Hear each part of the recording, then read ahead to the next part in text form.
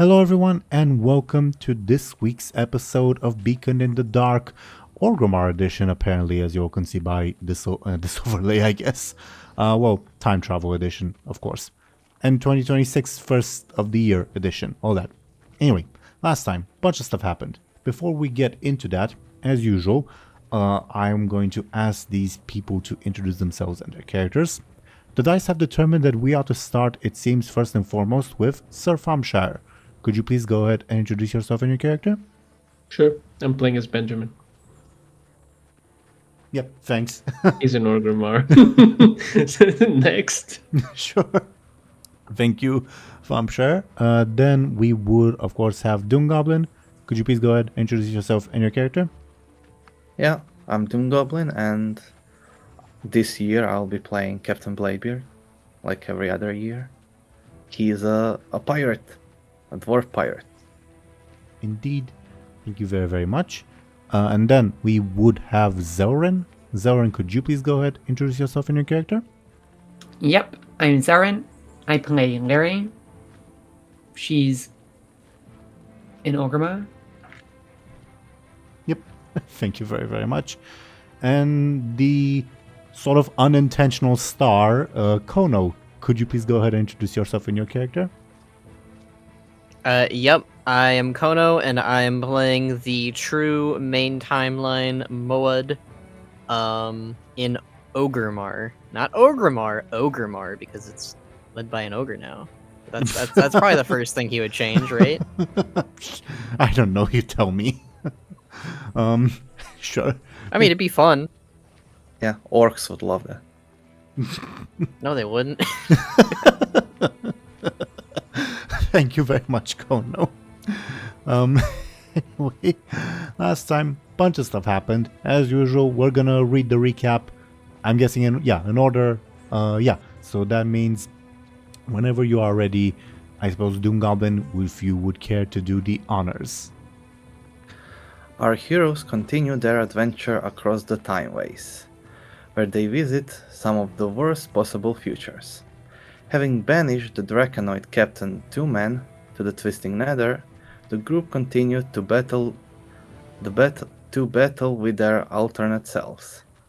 Amidst the struggle, Chief Captain Moad managed to wound and throw the alternate Benjamin Aaran into the endless timescape. Our hero also transformed everyone in the group into bronze dragon spawns, in the hopes of deceiving Captain Two-Man once he returned. Captain Bladebeard that managed to throw his alternate self into the endless timescape and received the alternate deck of secrets while pulling a card, which provided him with a piece of information. The dwarf also refused an offer from the shard of Loken inside of him to sacrifice an eye in exchange for his guidance through the timeways. Indeed. Khono would be up.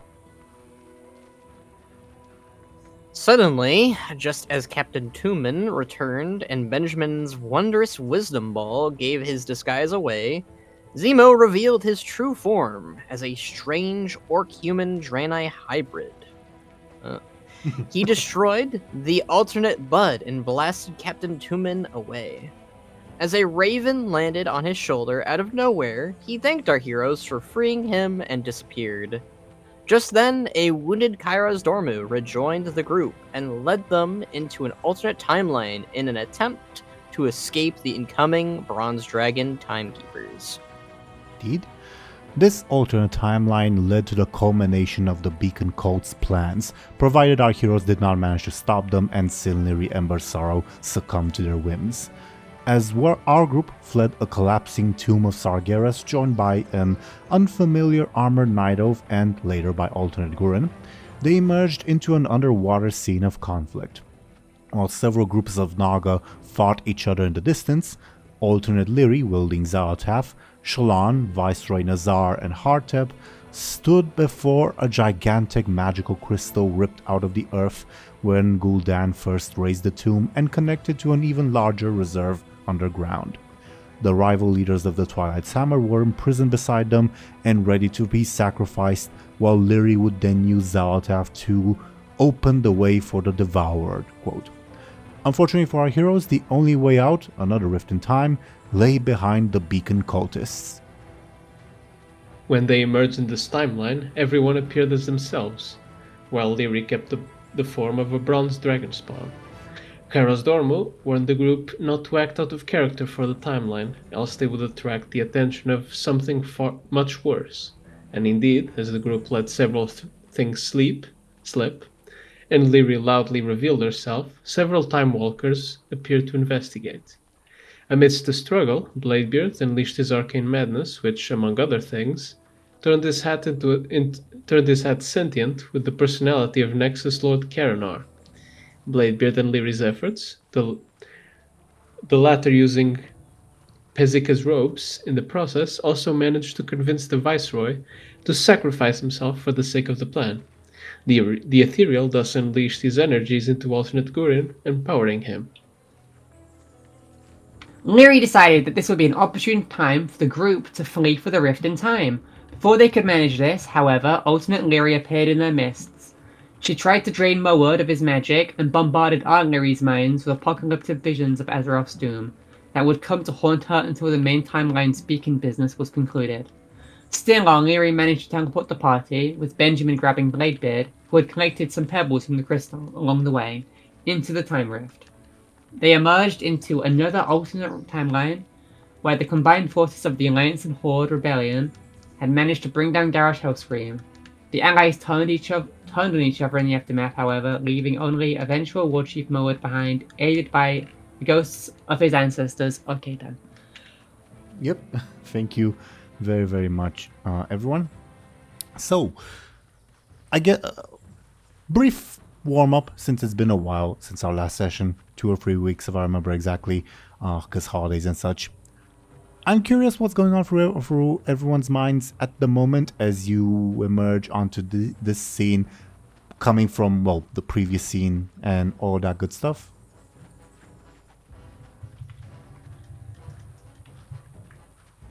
I want to get out is of very. Moed is very confused as to how this happened. With himself, or themselves, rather. Understandable. You, on that note, see your alternate self. How much does Moed know about, like, Orcish culture? Not a lot. I mean, I think he knows that what a war chief obviously is. He's met Garrosh, so he understands the concepts of that at the very least.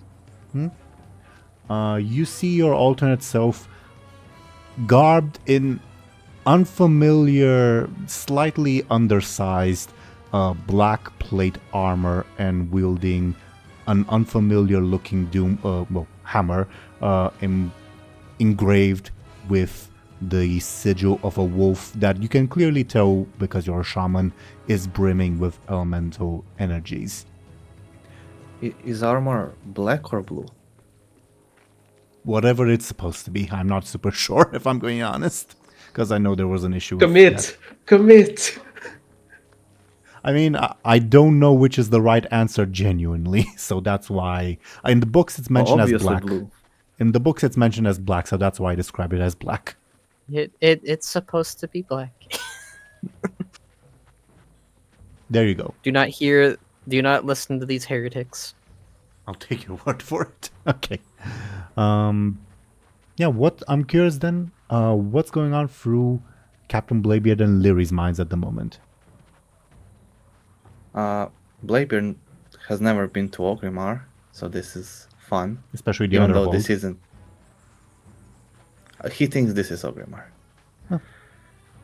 And I guess that's fun. In a way. What about Lyri, who is going through it at the moment? Yeah, I was about to say the evil visions cast on her was like literally like a couple of seconds ago, so she'll still be kind of clenching her head and like kind of out of it, not really paying attention to whatever's going on. Understandable. Like I mentioned last time, you guys emerge disguised as Alliance footmen, except for Moad, who, as I half-jokingly said, is a Draenei with gigantism, I guess, to maintain the illusion. And yeah, War Chief Moad has just said, more of you. We will safeguard Orgrimmar and drive your Alliance dogs out. I will not let Thrall sacrifice, Vol'jin sacrifice, Bane sacrifice, everyone else's sacrifice to be in vain. Come at me, invaders, if you truly think you can best us.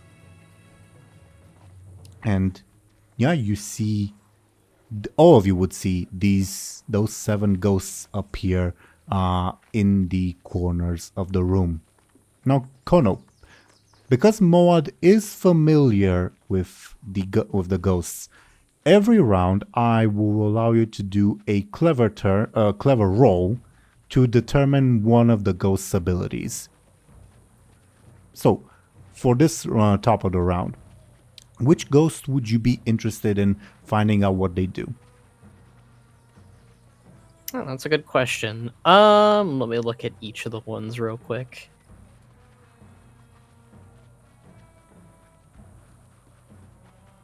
Yeah, let's go with the Imperator. That seems like a very good first one to figure out. Give me your clever, please. Oh, okay. Yeah, with that roll, yeah, you can immediately remember the Imperator's sort of background as not a geomancer. I guess a geomancer, for lack of a better term, even though sounds a bit archaic for an Imperator or Ogre, but that's sort of his specialty. His ability is that every round he can create a tear, sort of, let's say like a line like this, like I just drew, and everyone caught in, it's basically a tear in the earth, and everyone caught in it will take a +9 attack against them. Make sense? Yeah, I guess for clarity, Moad would obviously relay this information regarding his ancestors to the group, or at least one of them. Like, you know, every time that he learns something, he'll be like, yeah, this is what that guy does. Now, because you rolled very, very well, I'll also give you some extra details about the encounter in general, alright? Okay. Let me just finish writing that stuff now. That stuff down. An attack in the form of a +9 line. Yeah. Basically, your alternate self, who now is joined by very literal ghosts, not just hallucinations, can call upon 2 of them every round of combat. Then, those 2 that he chooses will go on a 2-turn cooldown. So basically for 2 more rounds he cannot call on the same ones consecutively, which is very good because some of those are very, very powerful. Make sense? So we can call on the elements? The ghosts, I mean. So let's The ghost. Okay. let's use just as an example. Let's say first round of combat, he calls upon Imperator Gara and, I don't know, Krook. For the next round and the round after that, he cannot call upon Gara and Krook again. They are on cooldown. Make sense? Oh, okay. So he can't like spam Yep. a one guy's ability that's really good or something. Okay. Exactly. Which is a very good thing because some of them are very, very good. Some of those abilities. Kind of busted. And again, every round he'll call upon 2 at the start of the round. Right? I imagine Moad would more or less convey this to the group. We don't have to like sort of. Yeah, that's what I'm saying. Like he just kind of conveys. I think it also is prudent to point out this is probably the first time the group has Can they see his ancestors? That's a good question. Yeah. Everyone can see them, not just Moad. Yeah, so every time he's been rambling about talking to his ancestors, here they are, so... I guess he's not a crazy person. Yeah, well, in this timeline, there are literal ghosts hunting him, not just hallucinations, as I mentioned. Yeah, but Moa doesn't know that, so it's just further proof for him, Right. I guess. Very true. Very right. And I will say your hallucination of them is fairly faithful to sort of the quote-unquote original, if that makes sense. Anywho. Anything else before we begin the encounter, like roleplay-wise? I guess there's one thing. Kairos, who is a rock in Benjamin's pocket at the moment, will say, remember, stick to your characters. Oh, and I guess there, as an emergency, if you want me to, I can rip open that temporal rift, though who knows what will come out of it. You mean what temporal rift? Like the exit? The exit, yes. Which would mean that instead of being an exit, it would turn into a hole in time, similar to the one that you dealt with in Illai.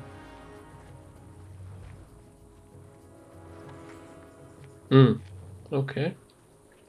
I don't necessarily recommend doing this, but it's an option if you think things are going too bad and you want to turn this into a freeway battle, I suppose. Though who knows what will come out of it, it may be worse. Anywho, anything else before we begin the encounter itself? Nope. I don't think so. Okay. Then, as we begin the encounter, the war chief rises from his throne and marches forward. And he will call upon the ability of Krook and the ability of Gurak, the Shadow Priest. Now, Krook, if you'll remember, he is the hunter-archer sort of ancestor. And his ability is he aims a gigantic, big-ass attack at a target. And because this is a named attack, it will only take place on the following round, but it will be extra dangerous. As for Gurak, the Shadow Priest ancestor, he will fill a target's mind with visions of doom, reducing their defense for a round. And I guess just because you're the biggest one, Moad, you're the one whose mind will be afflicted with visions of doom, I suppose. As Okay. just because you're the biggest one, so there's no other way for him to differentiate between you at the moment. As, yeah, Gurak, the Shadow Priest, says, open your mind to the doom that will come.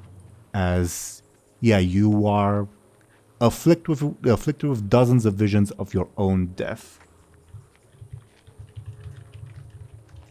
So for this round, all your defensive rolls will receive a -3 penalty. All right. As for Krook, he aims his arrow at who would be sort of the though he's like a big super Blade's Edge hunter and all that, he is also crafty enough to understand that like size doesn't necessarily equal danger. So he'll go for, I guess, Lyri, because she's sort of central. So even if he misses with the arrow, he might get some collateral damage.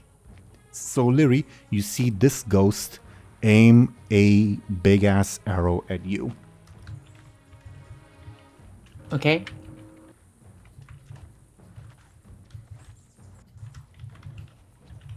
Yeah. And as for alternate Moad himself, you also notice this, well, barely notice this, our Moad. even though you're struggling, that you feel the elements around you to be in pain, not necessarily because of this alternate Mowad's doing.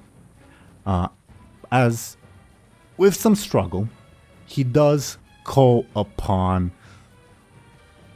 I guess, a small earthquake to destabilize the ground underneath the four of you. So he'll spend his first turn creating an advantage.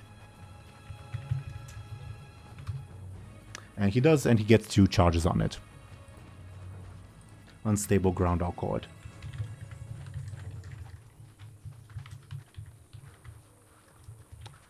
Okie dokie. That was War Chief Mowad's turn. Lyri, it is your turn next. Right. So, The earth shakes underneath all of you. Can we leave? should we? I think so. Oh, my head.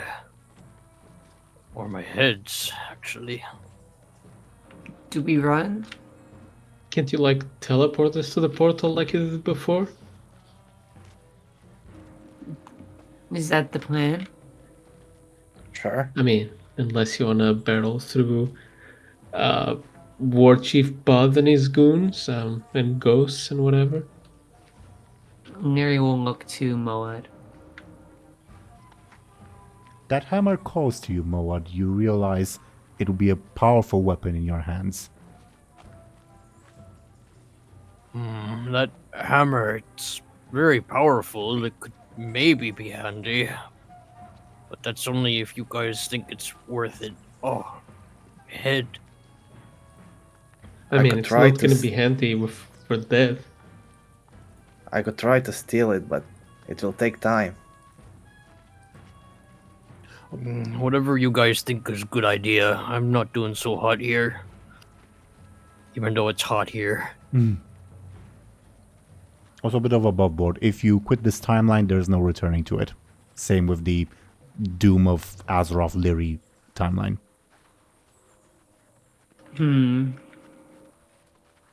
I am cautious because if we don't do this now, I am going to get hit with a +11. Let's Then just get out of here. Let's leave. Okay. Lyri will kind of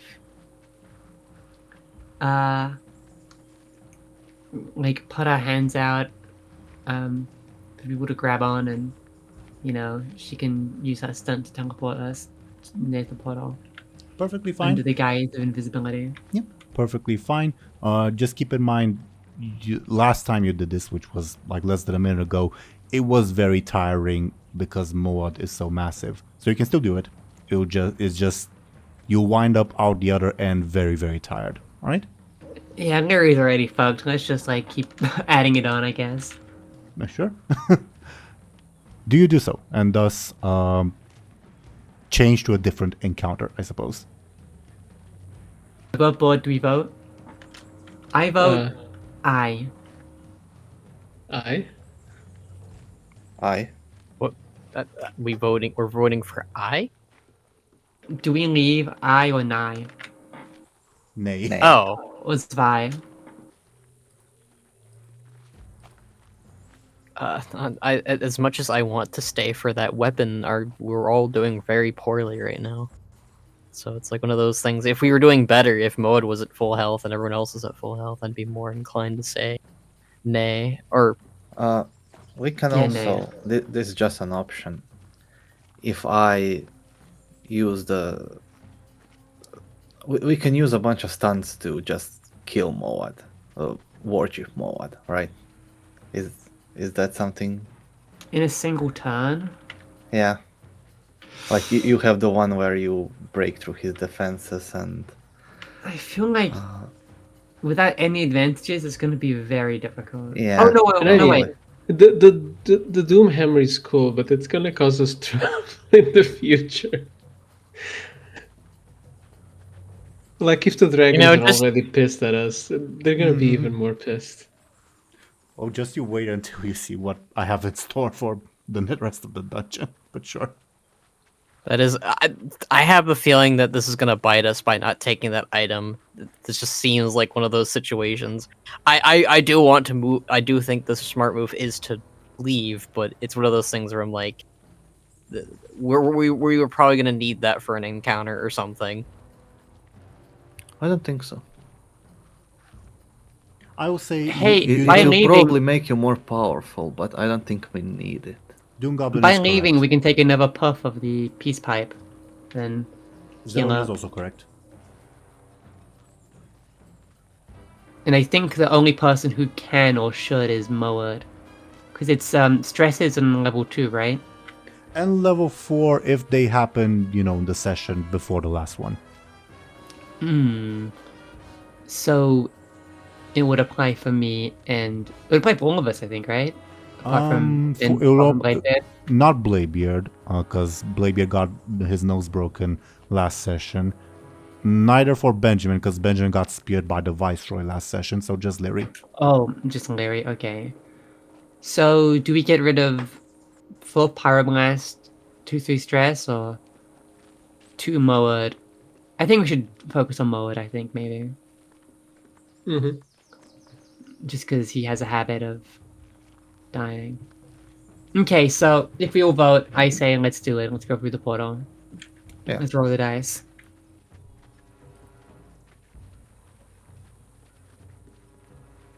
Okay.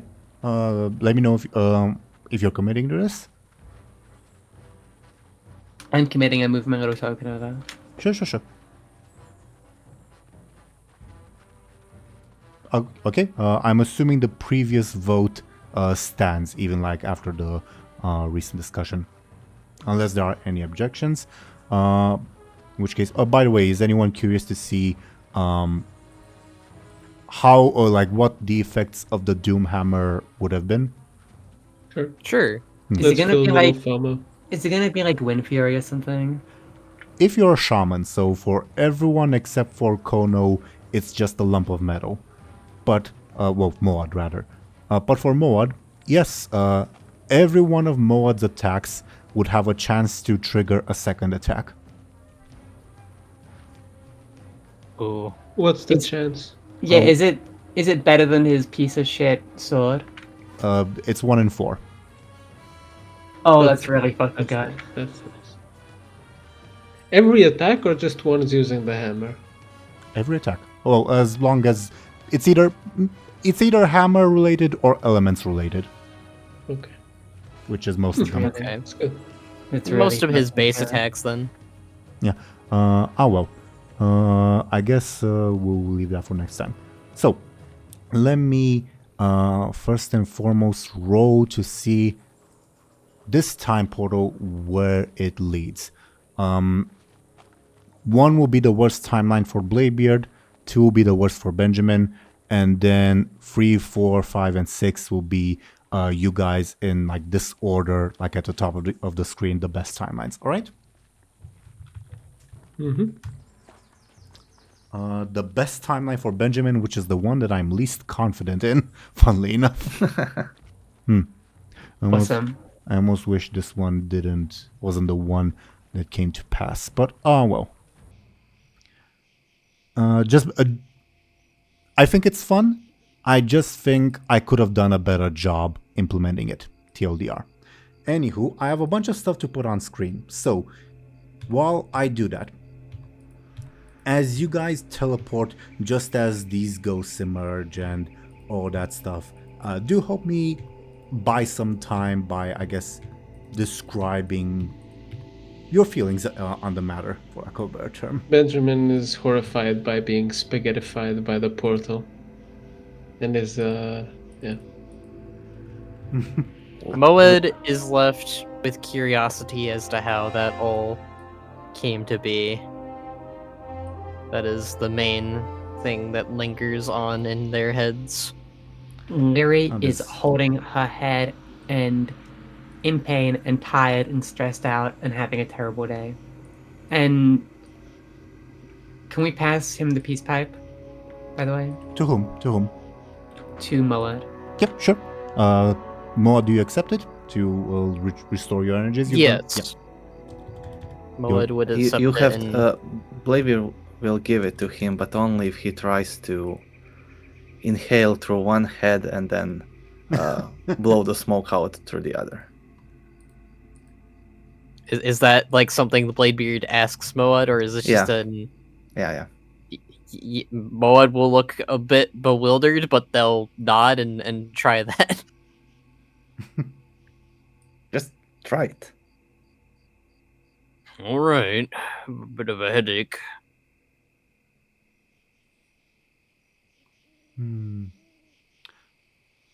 As you all emerge through the portal, the time rift, this will take me a couple seconds to describe things. As Benjamin, you recognize a fond memory of yours. Oh, well, at least in my sort of interpretation of your character.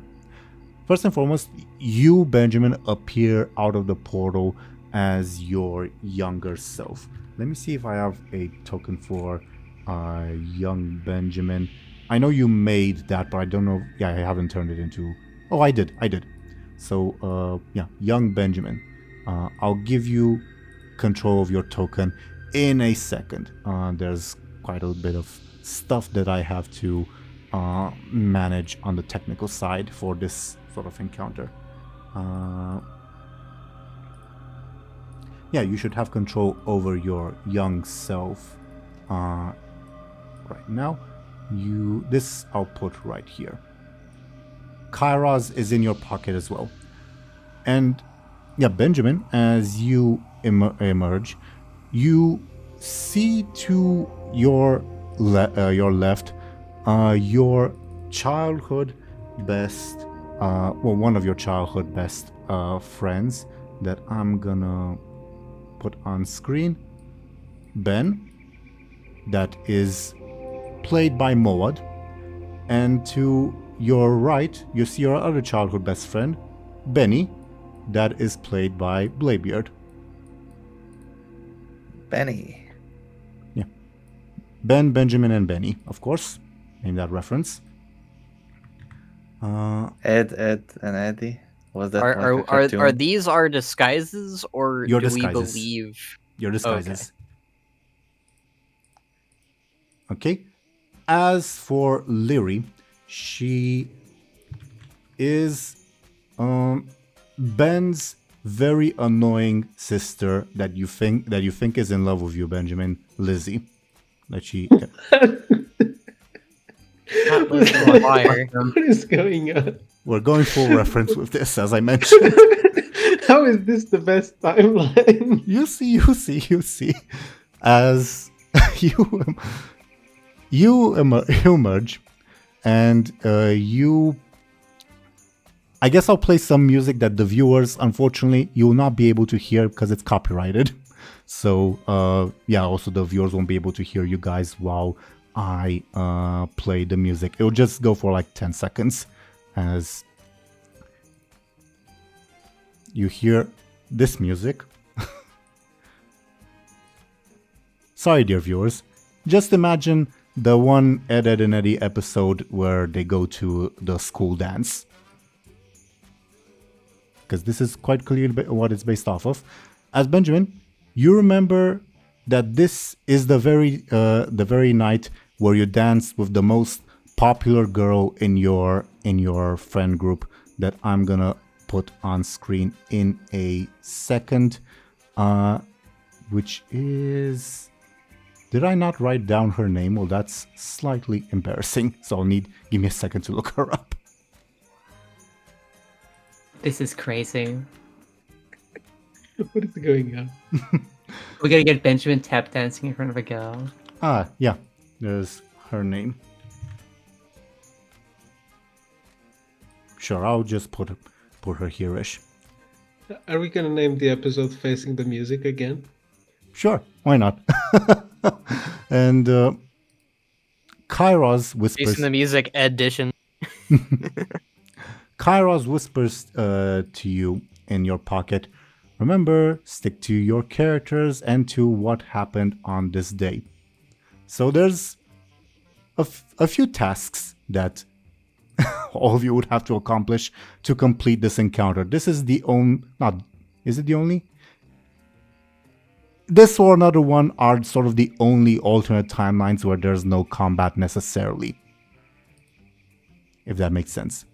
For you, Benjamin, of course, you have to dance with Jane, the popular girl. Let's say Moad next. Benjamin, in your turbulent childhood, you also had an acquaintance, an immigrant from Alterac. He's the same age as you are, in spite of the beard. And you remember that Ben, aka Moad, danced with his prized pig Priscilla at the school dance. Objective understood? Okay. I feel weird. What is this? Am I a teenage human? Yes, all of you are. And there's quite a few more people that I will put on screen. For Lyri next. Lyri, aka Lizzie, hung out with her very annoying best friend before trying to dance with you, Benjamin.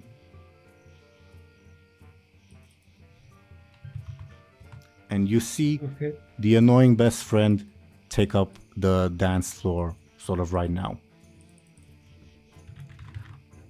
Now, before I put more stuff on screen, can I get a careful to refresh your memory about something? What'd you get? Because I can't see it right now. A 5. 5. A 5. You remember there was... Yeah, this was a while ago, so these things were a novelty. This strange machine that plays the music that you all heard before and will continue to play it. You seem to remember that your father brought it to the village. This is not a part of the reference, I'll say. Something to keep in mind. And as for Benny, aka Bladebeard, he also attempted, from your memory, to dance with Jane, but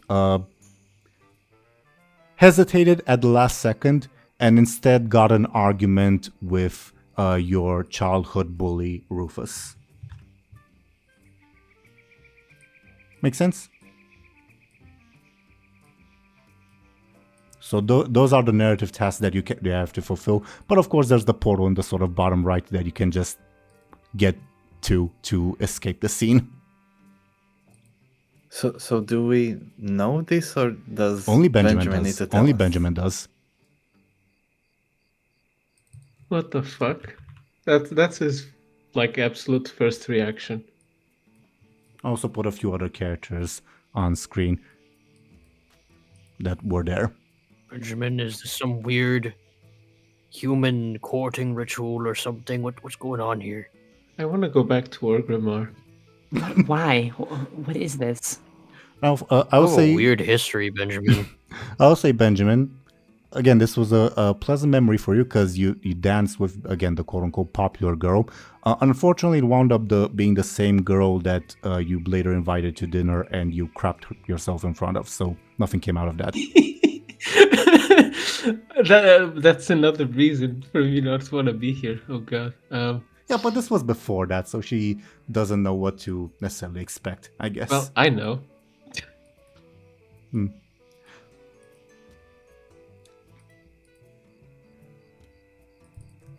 Okay, guys, team meeting. Who are you people? What? You're Ben, you're Benny, and you're Lizzie. No, I'm Captain Bladebeard. Are you? I'm a Ben. Yeah. I'm Lyri. Lizzie. Similar, I guess. Okay, thanks, but what is actually happening here? This is like a... I guess it's a prom or something. You don't know? It was like 20 years ago. Well, not that much, but like 15 or something. 10? I don't know. I'm old. Are we supposed to kill someone here? No. Worse for you guys probably. How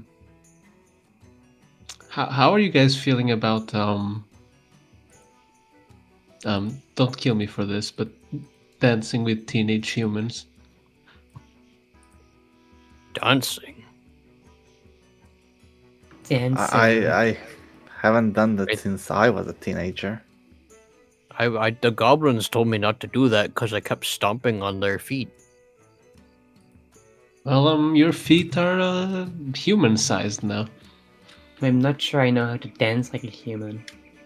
Well, you'll figure it out, I'm sure. I think they dance really badly. So, okay, I have little tasks for all of you. Tasks. Yeah, remember the whole stay in character or whatever? Well, alternatively, we can also leave, because, well, I'd rather not share this with you guys, but, I mean... Hey, Kairos, is there loot here? Or is this just embarrassing? Yes, there will be rewards involved. Well, I'm not gonna spoil anything. Benjamin, are there any adult women here? Look, you're a teenage human. It's also not okay to go after adult. Actually, all I of mean, this it's is not kind of okay fucked for me up. to go after teenage girls. It's not okay. Look, this is Maybe you're gonna get canceled. see this as a like entirely platonic, okay? Do you know what that word means? I think so. Tell me.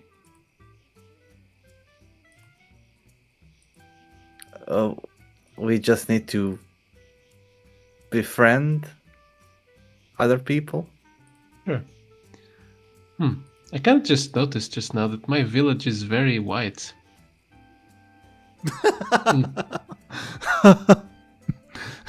Yeah, there's no purple people here. Yeah. Anyways, as There I are was the saying, dwarves. but for you, you'll have to dance with that pig over there. It feels kind of racist, Benjamin. Look, blame like the I don't know time authorities that turn you into Ben. I don't know. Just because I'm an ogre, I gotta dance with pigs, No, okay? you're not an ogre. You're a teenage human. Teenage humans dance with pigs? You guys are weird. Look, you ate heads. Can you really judge us? Eating heads is normal. Dancing with pigs is... I don't know. It's very weirdly specific. On your way, if we get a funny hammer out of this, you'll get to keep it. Oh yeah, okay. See ya. Stupid Benjamin, they're making me dance with pigs now. All right, Lyri, you're up next.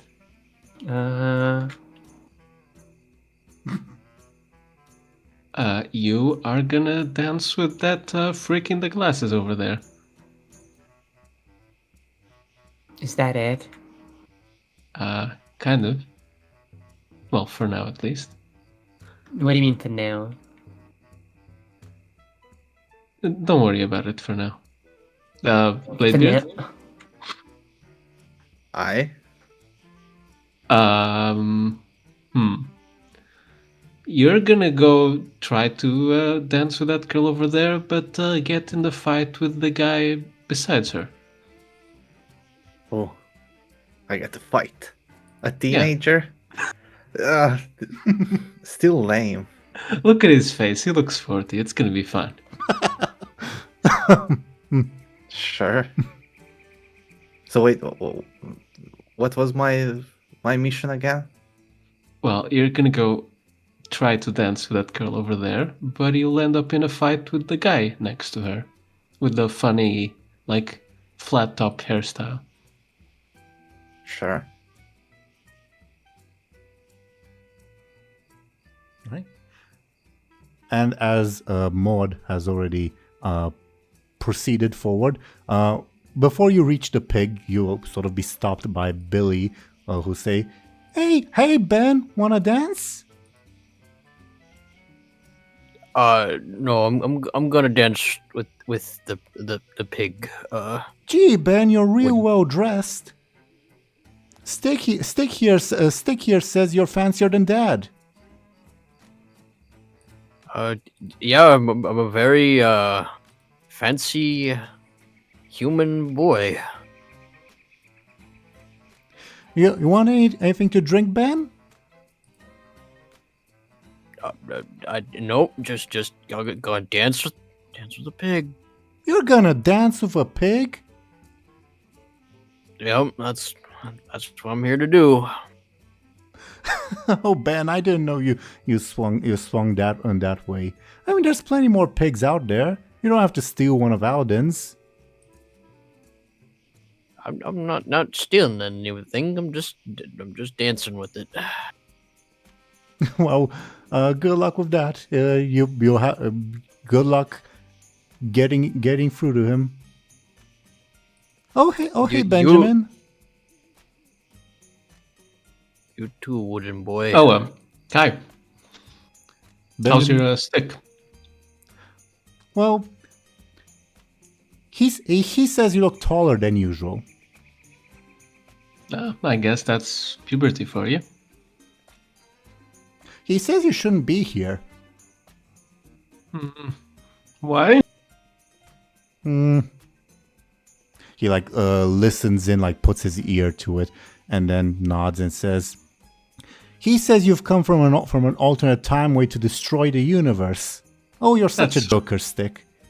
Yeah, that's funny. Hey, did you see how cute Jane is? Sure did. Yeah, too bad I'm gonna be the one to dance with her tonight. Well, you are certainly gonna try. Yeah. Alright, see you. And he pushes past you. I guess meanwhile, Lyri, you will be, as you approach Mimsy, he will also rush to meet you and say, "Oh, Lizzie, the night has been ever so lacking without your august presence. Please regale me with your dance, if you will." Sorry, I'm here to dance with this douchebag. What? Yeah, I'm into, bad boys or something. But you hate him, Lizzie.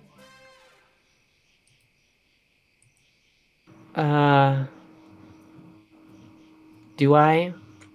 Is this Lyri misremembering or Zelryn misremembering the assignment? Aren't I meant to dance with this douchebag in the glasses? Yes, and he's the one speaking. That's who's talking to you. Oh, yeah, sorry, I meant... Benny is Bladebeard. You're the douchebag I have to dance with, of course. My such coarse language is unbecoming of a fine lady such as you, Lizzie. Please, take my hand and join me in the ring.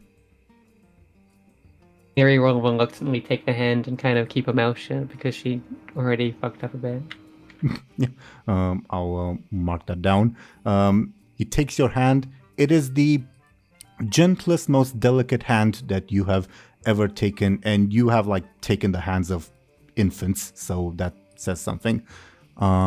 So he will drag you sort of to the middle if you allow yourself to be dragged.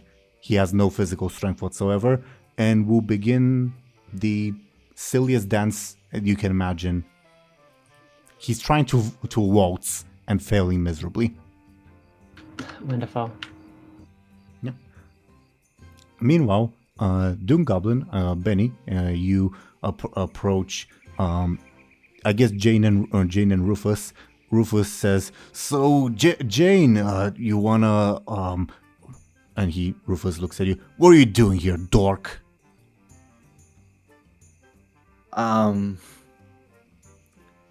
Hey, Jane, can I get you something to drink? Also, where are drinks? I'd like to drink something. Well, hey, Benny, they're right over there. Points at the tables behind her. Is there anything with alcohol? Benny, we're 15.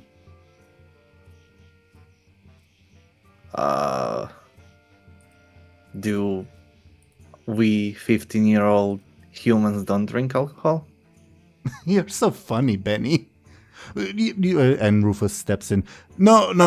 He doesn't know what he's talking about. Hey, get out of here, man. You're ruining my night over here. All right, I guess I have to stick to the script. I'll punch the guy. All right. Give me, I guess, you're forceful. Wow, he blocks your attack somehow. Oh. I'll activate Arcane Madness. No, I'm kidding. Although Hell that yeah. would be hilarious. No. I'm not doing that. All right, he blocks it. Yeah, he blocks it. You gain an advantage in this combat. Do you have a name for it? Oh, wait, something like I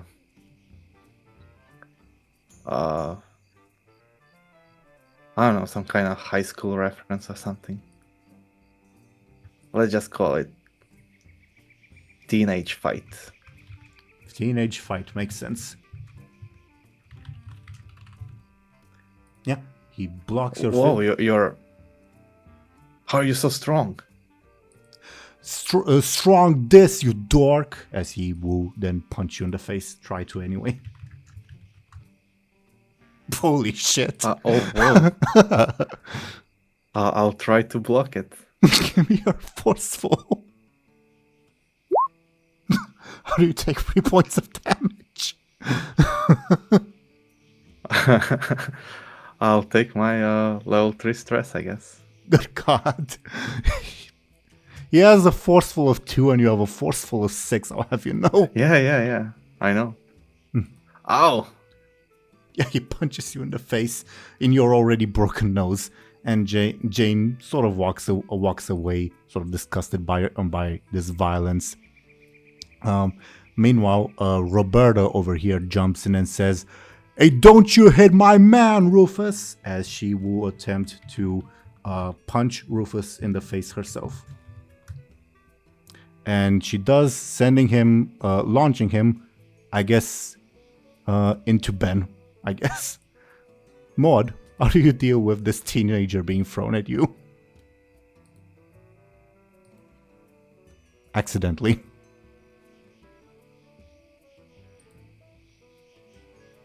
Khono, are you with us? Yes. Yeah, so, redhead girl punched a teenager so hard he flew into you. How do you deal with that? I guess Moad would try to grab them as they fly into him. Sure, give me, I guess, a careful to see if you manage that.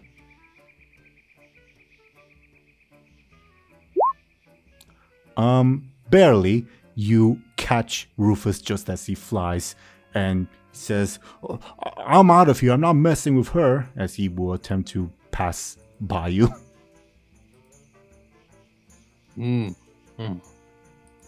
Yep. Roberto will approach Benny and say, "Hey, lover boy, are you here to dance with your love?" I should really go back to fighting that guy. She will attempt to take your hand to dance. How do you oppose that, I guess. Wait, will I take damage if I don't? This is Oppose just her grabbing her, not an attack. Grabbing you, not an attack. I'll choose to fail. Okay, yeah. She grabs you and forces you to dance. Meanwhile, her two sisters behind her cheer for her. Jane just sort of sits there, sort of dejected. And Billy next to you, Benjamin, says, "Ooh, what a party, isn't it, Benjamin?"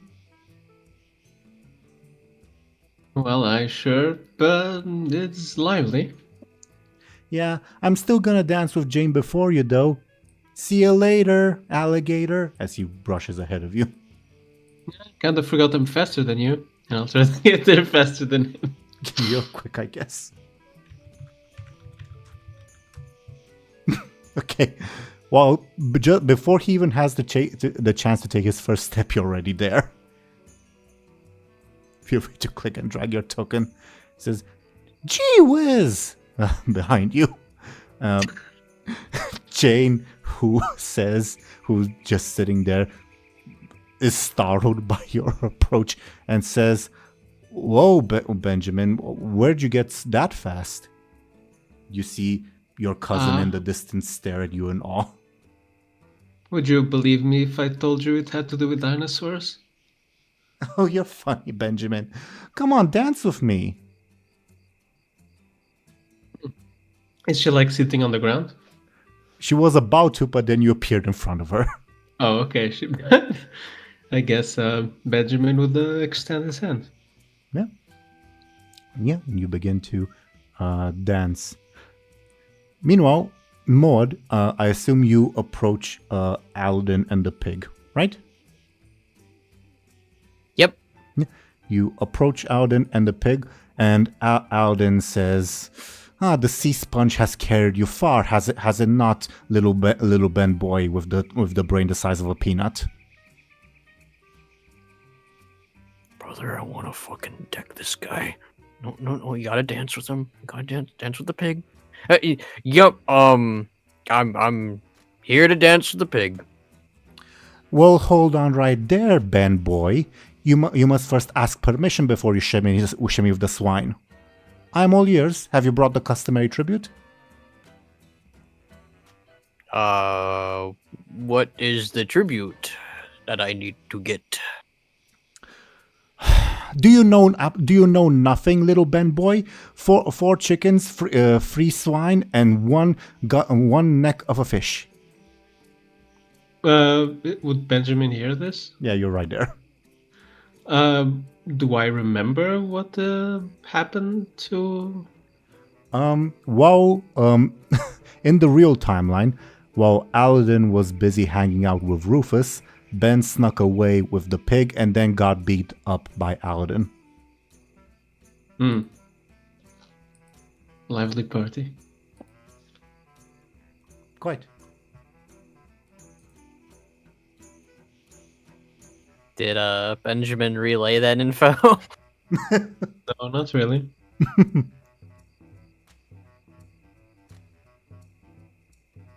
I will go get those things. Yup. "I shall be waiting, little Ben boy with the brain the size of a pea."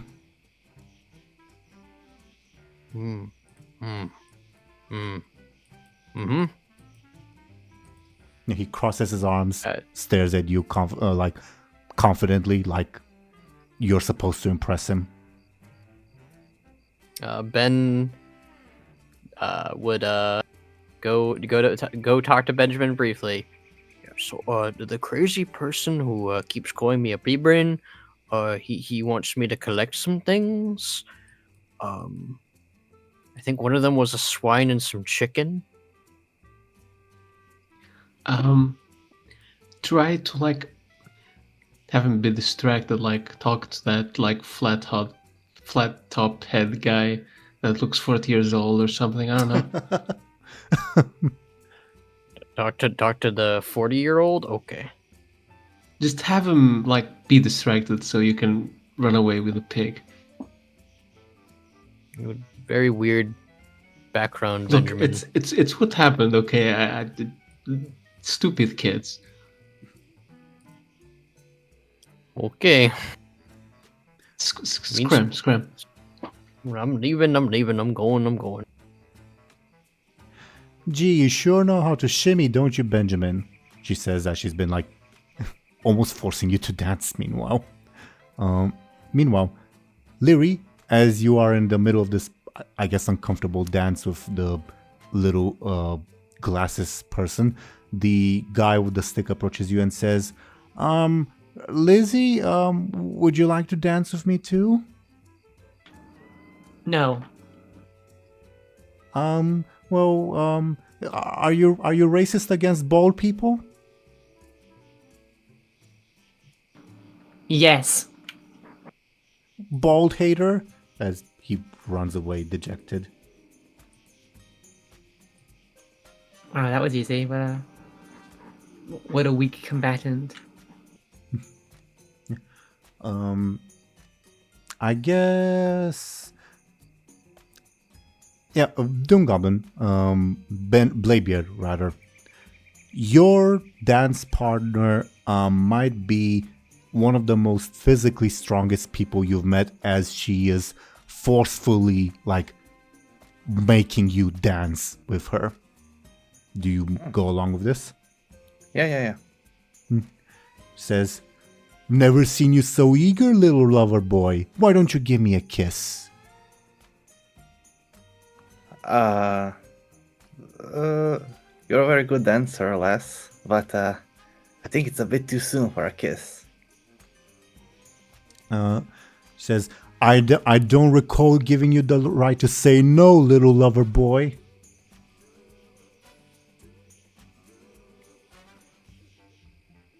Am I going to be sexually harassed by a teenager? Bladebeard thinks in his head. And we'll keep it at that and won't go any further for the sake of it. Alright. As instead, sort of interrupting the scene, actually before the interruption, let's see what Moad is up to. Mod? Moad is going up to Rufus. He looks dejected, and well, he just got punched really hard. So he's just like leaning over the drinks, not the drinks, but like a table to support himself. You recognize Benjamin's cousin next to him. She's not necessarily paying attention to him. Yeah, he just kind of gives a wave at her and then goes back to talking to Rufus. Oh, hey, What do you want, dork? I'm having a bad night. Well, you could have a better night talking to Aiden over there. He's, you'll like talking to him. He's got some great things to say to you, and just make your night better. Get out of here, you dork, before I punch you in the face. You should go talk to him instead of punching people. He will attempt to punch you. How do you defend yourself? He moves to grab the fist. Give me your forceful, I guess. Or careful, your choice. Yep, you block it. Let go of me, you dumb log. How about you go over there? Let go of me before I punch you again. Moad would go to try and throw him over to Aiden.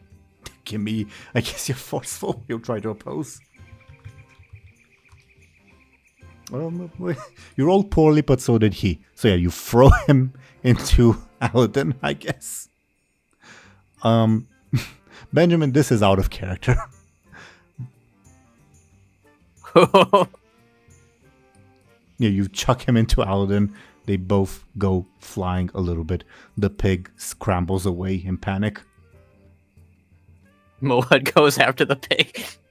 Sure, feel free to move your token as one of these individuals shows up out of the rift in time, ready to begin investigating if everything is as intended.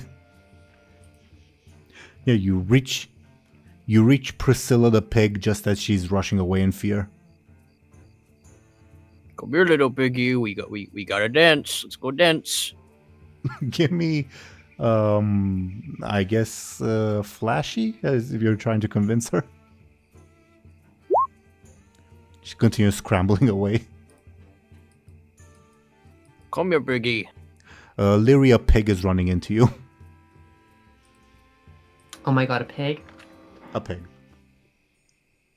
I will try to diffuse the situation by using a how do you calm a pig down? I will kind of, as it's charging, or I guess fleeing, I will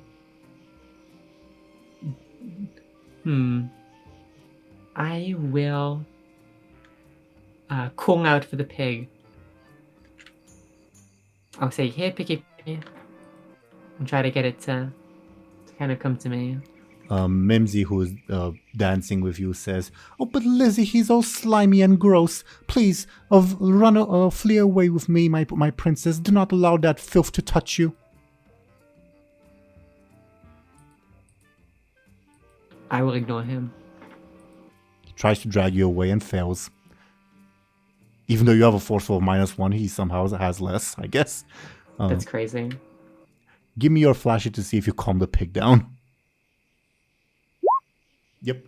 The pig listens to you and looks at you in absolute awe. The watcher begins to come closer to investigate to see if anything's awry. The pig is under my thrall. I will kind of Where's this old-ass man in a party full of kids? I will gesture the pig to go to Moward. And it does. It goes to Ben. And then I'll quickly resume fucking dancing with this dweeb before this guy notices. Oh, Lizzie, my princess, you are so brave facing down that harsh beast. My hero. Yes. Mm-hmm. Yeah. Maud, the pig approaches you. Moed would move to start, I guess, dancing with said pig. Benjamin, you're aware that there's one component that is missing at the moment. Well, in addition to some things going sort of out of character, but before that component can happen, while you're dancing with Jane, something does happen that you do actually remember happening. Anna rushes in and says, "Oi, you hussy, what are you doing with my man?" as she will attempt to punch Jane in the face. Do you want to intervene in any way? Did I intervene back then? Or is that the new thing? You did not intervene back then. Oh. Oof. This is her attack.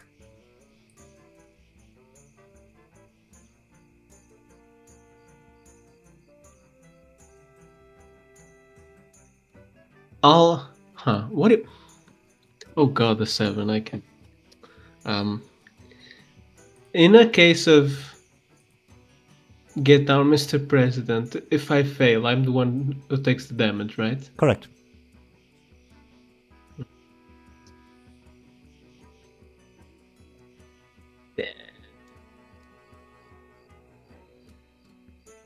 I'll just have to swallow my pride. Okay. She is, Jane is, I guess, sent flying into, I guess, Benny. Bladebeard, how do you defend yourself from a teenager flying into you? Will I take damage if I don't defend? Let's see. Depending on the roll, I guess I'll do this. A 1 point of damage, potentially. Then I'll try to just keep my feet on the ground. Careful or forceful, your choice. I'll go with forceful. Although careful is not that bad either, but forceful. Yep, you 6. gain an advantage. Oh, let's just add 1-2 teenage fight. Sure. Yeah. Jane smacks into an implacable wall and crumbles to the ground. And Anna tries to grab you, Benjamin, and says, "Come here, dance with your true love, little Benjamin."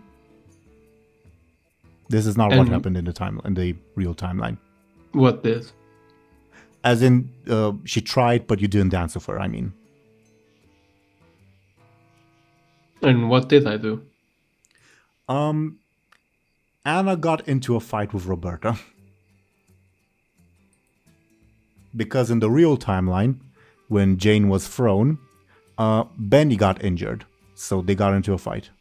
But this time Benny did not get injured.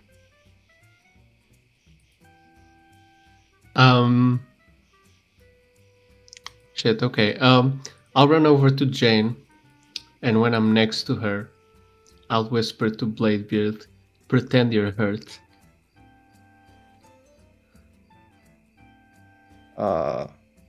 I guess Benny will fall to the ground.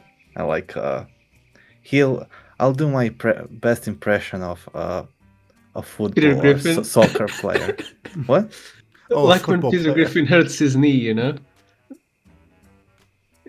Don't you know the scene? Yeah, I think I do. I never watched Family Guy, but I think I do. Me neither, but I know that scene. Oh, that one. That one. Yeah. Give me a sneak, you're flashy, Bladebeard.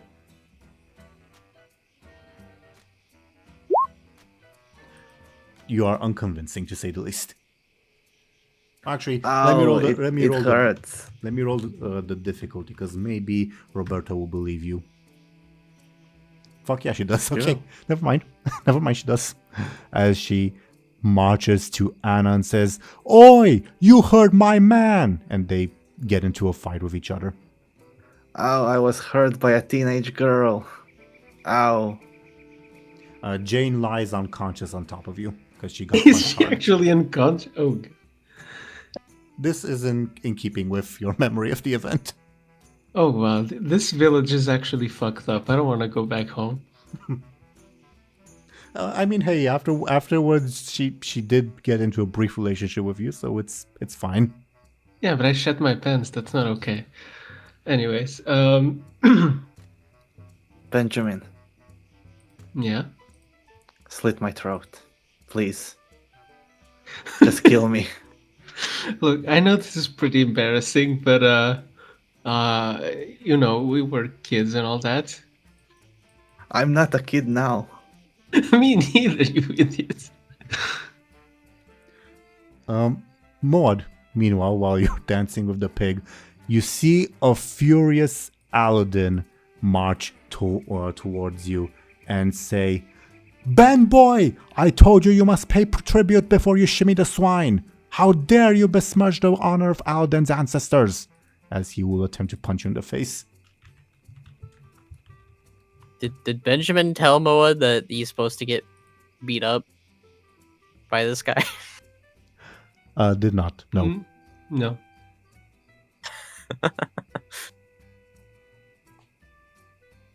How do you defend Okay, yourself I from the guess punch? Moa would try to grab the punch again. Give me a Why are fossil. these kids so strong? Only some of them are. How do you take 3 points of damage? I guess he kind of just takes it, you know, like he just let's see, 3 points of damage. You said. Yep. Level 3 stress then. Yep, level 3 stress. Noted. Yeah. He punches you in the face and attempts to retrieve Priscilla. Benjamin, you remember one last thing happening. In the general brawl that happened, you accidentally bump into Lizzie, and Lizzie tries to flirt with you. That's the last thing that needs to happen. What was her relationship to me again? You mentioned it in the beginning. She is Ben's sister, and Ben's one of your best friends. Oh, okay. Because I was really confused at the start, and I was, what, my sister? What is this? That's why I thought it was a fucked up timeline at first. But yeah. Oh, I guess I kind of walk towards her like a sort of pretending to be aloof and not noticing my surroundings. sure. As the Watcher is right in the middle of the group staring at, well, everyone nearby closely. Give me a sneaky, I guess. Oh, that's not bad. Let's That's see. pretty good. Let's see if the Watcher notices anything. Oh, wow. Okay. Ty, this means you either fail or succeed at a negative cost, your choice. I'll use a fate point.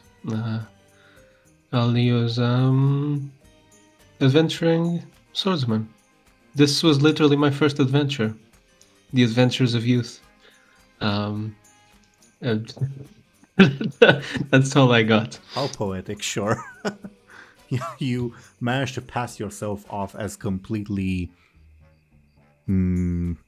unaware of your surroundings, I guess. You see a very dissatisfied Lizzie dancing with Mimsy. Yep, I guess but as was before, I'll bump into her.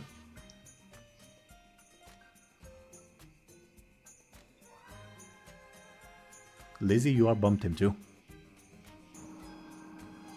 I turn to look at who it is.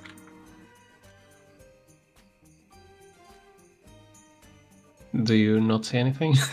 I mean, you didn't tell I said her. You didn't tell her about this part of the event. Oh no, I just thought she might have a reaction. That's why. Oh no, I did, but I don't know if it got picked up. I said I looked to go see who it is. No, it's. Hey, last part of this stupid script thing. I guess we have the last dance. Rather, she asks you, but right in the before you can say no, because you want to say no, she gets dragged into the brawl. Is what occurred in the timeline.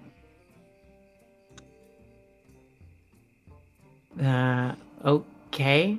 Lyri will But dragged into the brawl in what sense? Like, does someone like attack her? Yeah, the other combatants are like moving in erratic directions and dragging other people into it. Lyri, who seemed so drained and exhausted before, has a smile on her face as she pushes away this Mimsy guy, and He He's about falls to to. the ground and begins crying. she's about to take Benjamin's hand.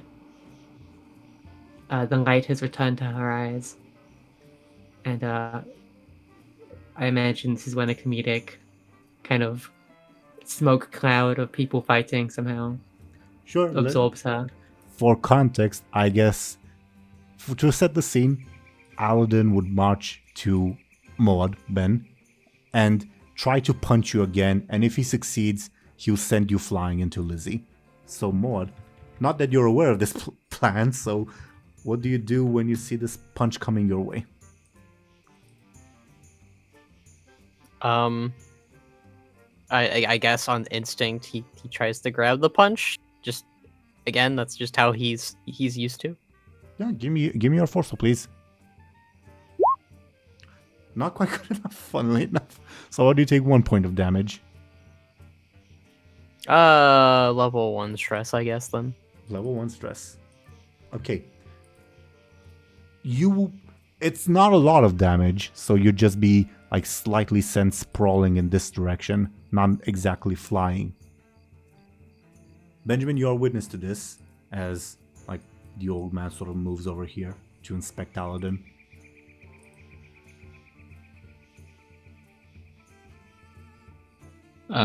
So seeing that things are not going as expected,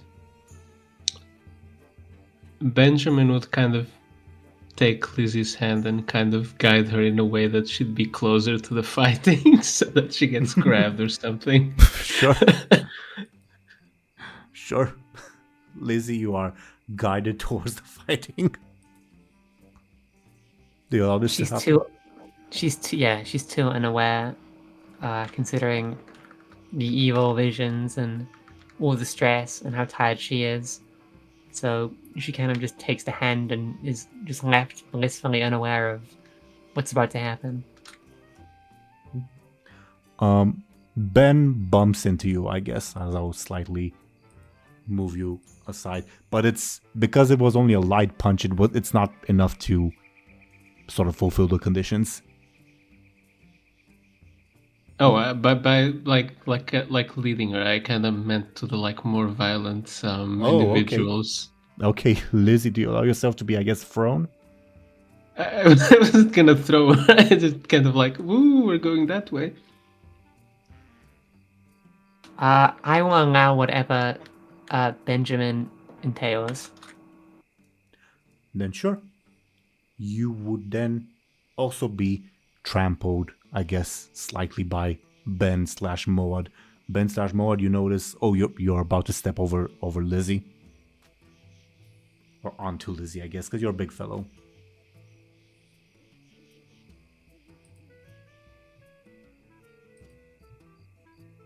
Are you with us, Khono?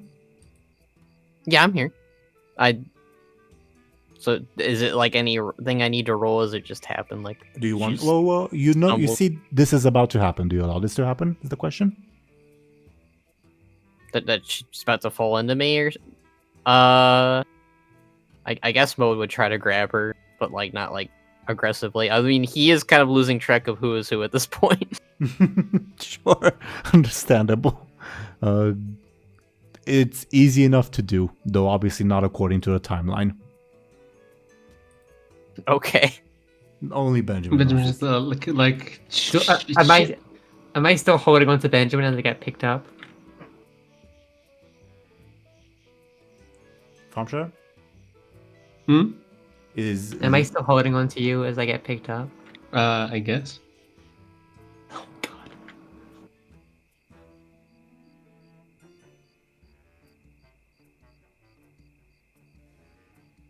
So what happens? Yeah. Benjamin's kind of scoots over a little bit closer to Moa. Then he's like, bump into her kind of hard. You can apologize later. Okay, I'll bump into her. Give me, I guess you're careful to gauge how careful you bump into her, because you're a big fellow. Not careful enough, I guess. That's good for the script, right? It is good for the script, and it's not so bad of a roll that I would like ask you to attack Lyri or anything. So yeah, you trample over Lyri a little bit. And, Oh! Yeah. yeah. The Watcher, satisfied that everything is going according to a timeline, leaves, and the brawl will basically continue, though the four of you can make sort of a getaway. Do you have... Where's the loot? In a moment. I'm just... Where's the loot? Where's the loot? In a moment, I'm just curious if you guys have any thoughts while you're slowly crawling away. Well, since I feel a little bad about this, I kind of try to drag Lyri away from the brawl. Lyri will let herself be dragged. Bladebeard is thinking about how he should find adult A knife and Roberta kill from himself. his adult Roberta from his timeline and recruit her into becoming a pirate because she's like super strong, even as a teenager. It's an idea, yeah. And as you all begin to crawl away, Benjamin, appearing right in front of you is the loot of the encounter. This thing. Oh, God. Wonderful. Your first girlfriend. I grabbed the funny plank. It's called Stick, I'll have you know. Yeah, it's a funny plank to me. Yeah, it is now yours, and yeah, it might do some things, I guess. We What's skip the Doom what's Hammer, but we thing- pick up this thing. You skipped the Doomhammer, but picked up this thing. That's a good way of putting it, yes. What's the thing that where my fate points are? Your deck of secrets. Oh. It doesn't look like a deck, but alright. I get it from the side. Now, Thompshire, I would like to offer you a compel. Your adventuring swordsman, the adventuring part, per the same rationale that this was your first adventure. You have an instinct that you ought to explore a little bit more to uncover something that you always suspected was wrong with, like the little goblin singing machine that is now also trampled underfoot. Okay, Do you take this compel? sure. Okay. Give me a careful to like ascertain your surroundings. Your stunt will apply. That would be a 5. It's hard to describe exactly, but you have a feeling that you ought to check not the immediate area of the dance. But meanwhile, I guess. Sorry, go ahead. Yeah, just meanwhile, Kyra says, "Oh, well, that went more smoothly than I expected. We can continue onward. Hopefully hopefully flares have cooled down on the other side, or we can explore further. Obviously unaware of Benjamin's strange compel to explore his childhood." Well, this is just a bunch of teenagers fighting each other. It's probably safer than most other places. "We can't stay here," says Kyra's Dormo. Not even a few more minutes. A few more minutes of what? I mean, I guess a few more minutes wouldn't hurt, but do try not to disturb the timeline. Alright, I won't be killing anyone if that's what you're asking. It's not the only thing I'm asking. Well, Benjamin would go to the only person he'd assume that would know about suspicious things, and that would be his cousin. Of course. Yeah, I assume walk around. Am I still dragging Lyri? Unless they're otherwise, I guess. Sure. Sure. Sure. Feel free to click and drag your tokens. I'm assuming you're not walking through the big fight, but you're walking around it. Like going through here. Sure. You're going through there. Let me see if someone pays attention to you as you go. Give me your sneaky to oppose that. Oh god. Yeah, are we leaving it at that? I'm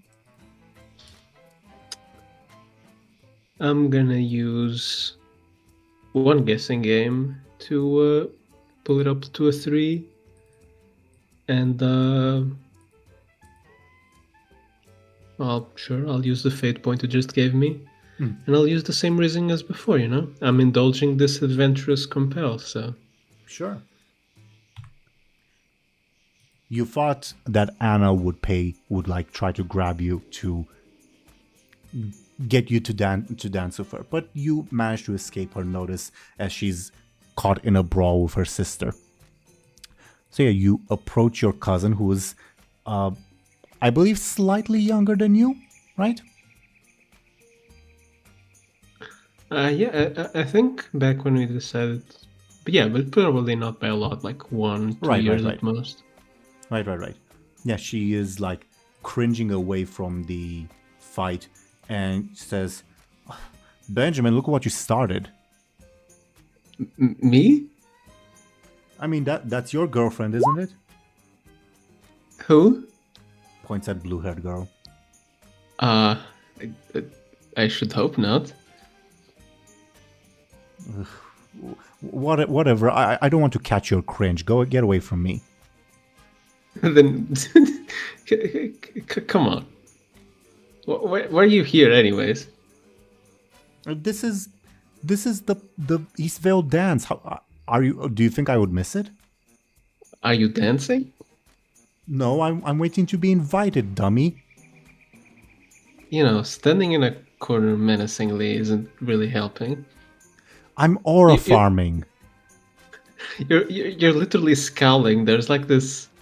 Yeah, there's an aura, but like a spooky aura. You wouldn't get it, Benjamin. Nobody understands me. Of course. Anyways, do you know where Dad got that weird machine thing? Let me see if she knows.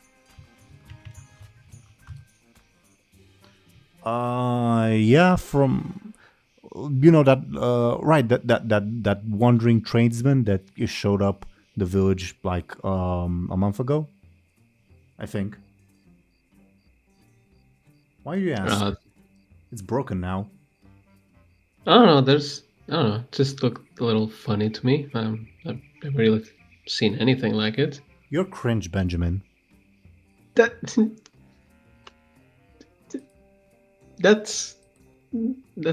mean. Whatever. Don't talk to me. I don't want to be seen with you. Jeez.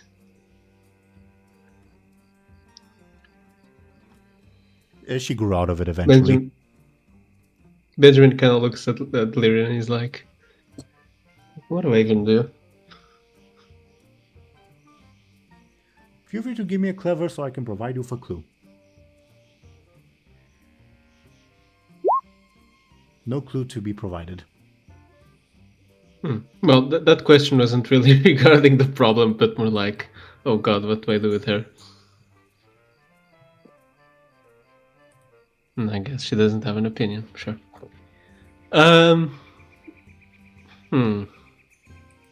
Benjamin kind of looks around to see if like anything is out of place, in the sense that beyond like the whole setup, I guess. Careful with your stunt applying, please. Another 5. I mean, there's a big ruckus, so it's kind of hard to focus. You think you may have heard some rustling from your surroundings?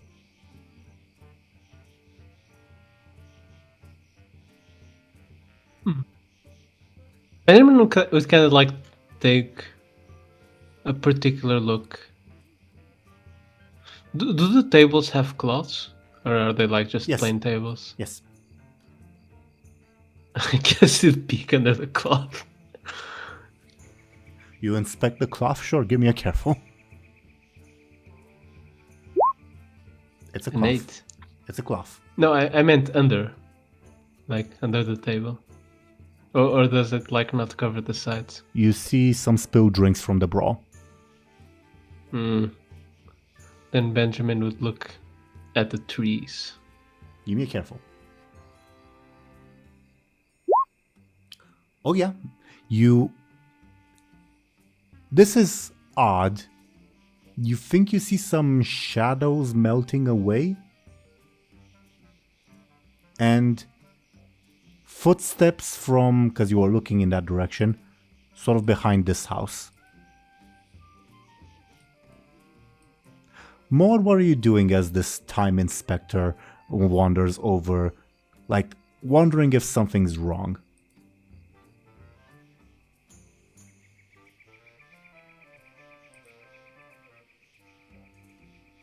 Are you with us, Khono?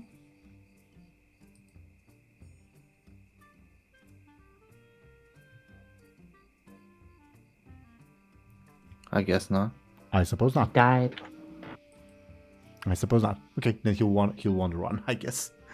Meanwhile,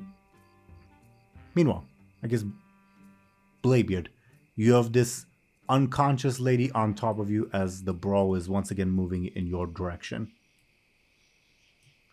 Do you do anything to remove yourself from the situation or something?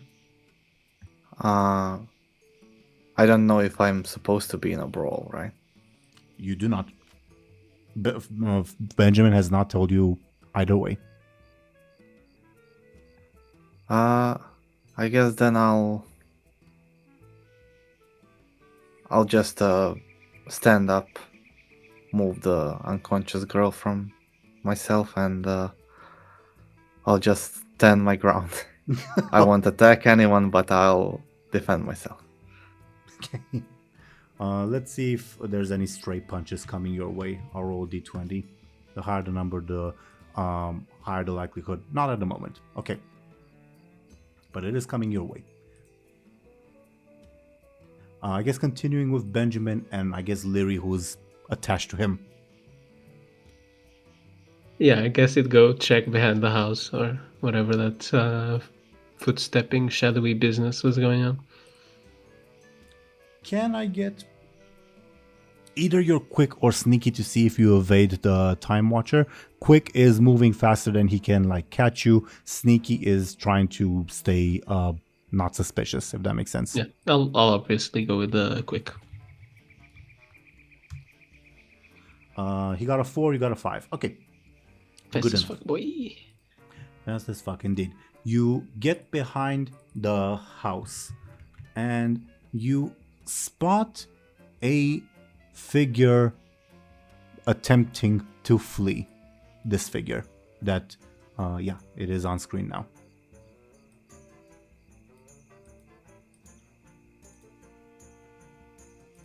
I'll just say, like, hey, I saw you.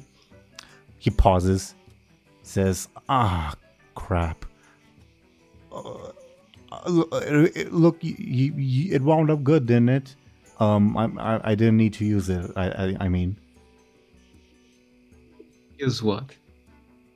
well, Benny, I know you've liked that girl for a while, so I was gonna put on a little show to make sure everything went all right. Good thing I didn't have to do it. Explain. Well, shows you a remote, which filled with some bizarre buttons. Says, I know this is a weird gizmo. That device that got smashed, it could have projected illusions. I was going to make it project a bunch of big snakes that you could defeat and save the day. That's I appreciate the sentiment, but that's kind of unwarranted. Right. I'm sorry. I overstepped. I'm sorry. Yeah, You- know how this is every year. Everyone is fighting, and like a few people like leave with like a few less teeth than they came in with. You want to go home? Your mom should have dinner ready. I'll just go make sure that everyone's okay, and I'll join you later. Oh, right. Of course. Go save your girl. Yeah, and tell Mom I love her. You can tell her yourself when later tonight. Oh, Yeah. Sorry. Tomorrow morning. Right. Sure. Right. He awkwardly Benjamin goes kind away. of steps away. And Gary was just attached the whole time, just like a parasite. Kinda, I guess. Yeah, Benjamin would kind of go back to like the main area and try to motion to everyone to like go to the portal. Wait, what? To the portal? Yeah. And as you say that, you will see, all of you will see that, 5? Is it 5? Yeah, 5 portals, 5 more portals appear. You know which is the main one to continue, But of course, you can visit the sort of alternate other timeways for extra loot, extra stuff to see, all that good stuff. So, we- like, oh. the main one is to, like, leave this madness, and the other ones are the other timelines. Is that it? You're correct. Okay. Do we be greedy or do we I mean, do what we came here to do? above board, I love it if you guys are gonna be greedy, because I again, this was my least fun one, and I have some fun ones in mind, but it's perfectly fine if you don't want to do that. I think we can get greedy one more time. Yeah. Okay, but I feel like we're gonna get greedy and get into the bad one somehow. Yeah, but like we've had the two worst ones, so it can't be that bad. I don't know about that, but let's We do it had three anyway. worst ones. At least we get another puff to pipe, right? And if it's that bad, we can just run and get another pipe puff. Yeah. Also, Yeah. Also, one of these has everything I ever wanted. I think. Yeah, but Bladebeard doesn't know that, so... No, he does. Bladebeard does know that. You guys don't No? know that. Oh. The card told him, Oh, okay. and he's like confused. Why does he think that? You would know it to be true. Okay, let's be greedy then. Okay. Khono. Greedy time. Okay, greedy time. I guess first and foremost, I'm gonna roll to see which encounter winds up being next. So I'm going to roll so there's Bladebeard mod and Lyri's best, as well as Benjamin and Bladebeard's worst. So I guess I'll go Benjamin worst 1, Bladebeard worst 2, and then Bladebeard mod, Lyri best 3, 4, 5. This is so exciting. Bladebeard's best timeline, All right. like his happiest memory. Let's see what you think his happiest memory is. Yeah, gonna need to switch the overlay. Yeah, this one will do. For the viewers, I mean. Let me also make a note in editing.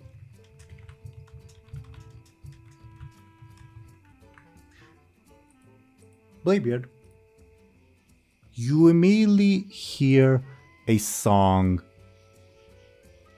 that just brings you pure sort of nostalgia. Not this one. Sorry, I hit the wrong thing.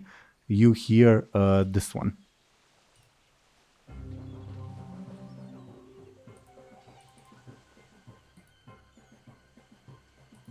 All right.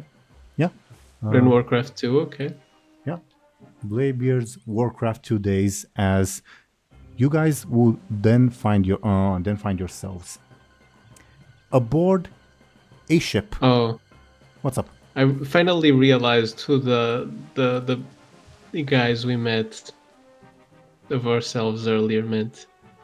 It's like us from our best moments.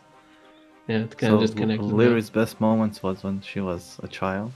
That's kind of sad. That like she was a little toddler. And Buds is also kind of sad in a way, because like... I will say, There's nothing good at it. I will say I made a very slight mistake in that that was supposed to be Moarg, not Bud. But I didn't have a token for Moarg. But yeah, anyway. Oh. You should have told me when I chose not to give him a model. Yeah, but I stumbled over my words.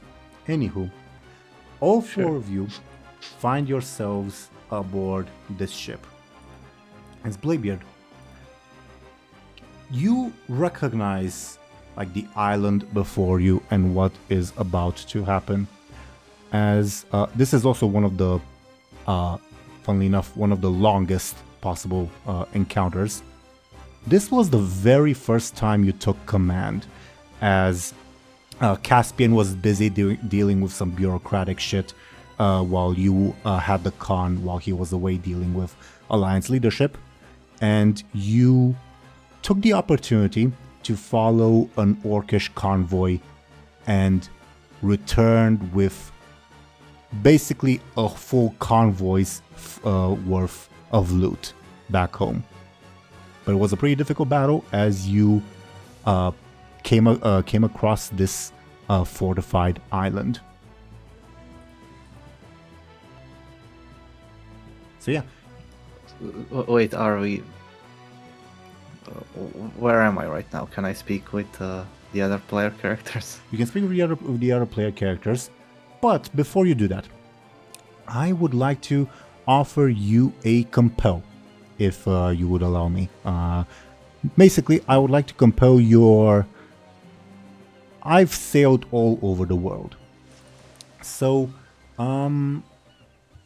let's take... Oh, I don't have that thing ready. Okay. Let's take... I don't know. You are about to meet some kind of familiar orc individual. For the rest of the encounter, you're not going to be able to distinguish between individuals. Instead, you see like all the orcs as this, for instance. And for instance, when you look at Benjamin, you're not going to see Benjamin. You're going to see Alliance Footman. When you look at Lyri, you're not going to see Lyri. You're going to see Elven Ranger. And when you look at Maud, you're not going to see Maud. You're going to see, oddly enough, a friendly ogre mage that has betrayed the horde. Would you take this compel? Can you explain it again?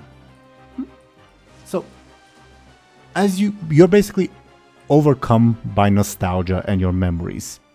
And as that song that I played before continues playing in your mind, you immerse yourself in this memory.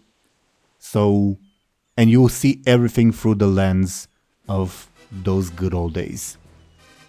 So again, for instance, if you're to look at Benjamin, you'll just see Alliance Footman. If you're gonna see, I don't know, some important orc that maybe you shouldn't kill or whatever, you'll just see Grunt or whatever else. Does that make sense? Alright, sure. Yeah. Here is... I'll take it. Here is your fancy schmancy fate point. And yeah, all four of you appear on deck. I will say, you look like yourselves, except Lyri has blue eyes. Not that, for instance, Benjamin or Lyri or Maud were supposed to be here, but that it's not implausible for the Nasty Mule to have these crew members, if that makes sense. So, acting Captain Bladebeard, you are joined by your old crew that I am going to... Basically, you guys have two NPC companions. This will be a pretty long encounter. First will be Cherry, that you just see as random goblin engineer. Though you know you at least have like a closer bond to her. I will mention DoomGoblin. I know this is stretching a little bit the definitions that you provided me with, like Cherry being here. I think it will make sense for in this like first time that you have held command, maybe you let sort of your power or the power get to your head a little bit, and you also did a little bit of recruiting. Alright. Okay. Cherry, as the NPC, has the ability to, once per round, throw a sticky alcoholic drink at someone, disorienting them. And while I write that down, because again, there's a bunch. So she, it's canon that she joined Bladebeard's crew during the Second World War. Very late in the second war, but yes. Second World War, yeah, Second War. Yes. And you are also joined by Olusha. Olusha will provide +2 to any rolls that involve combat in the water. Like literally in the water, or like does it count on the ship? Literally in the water, so for instance on shore.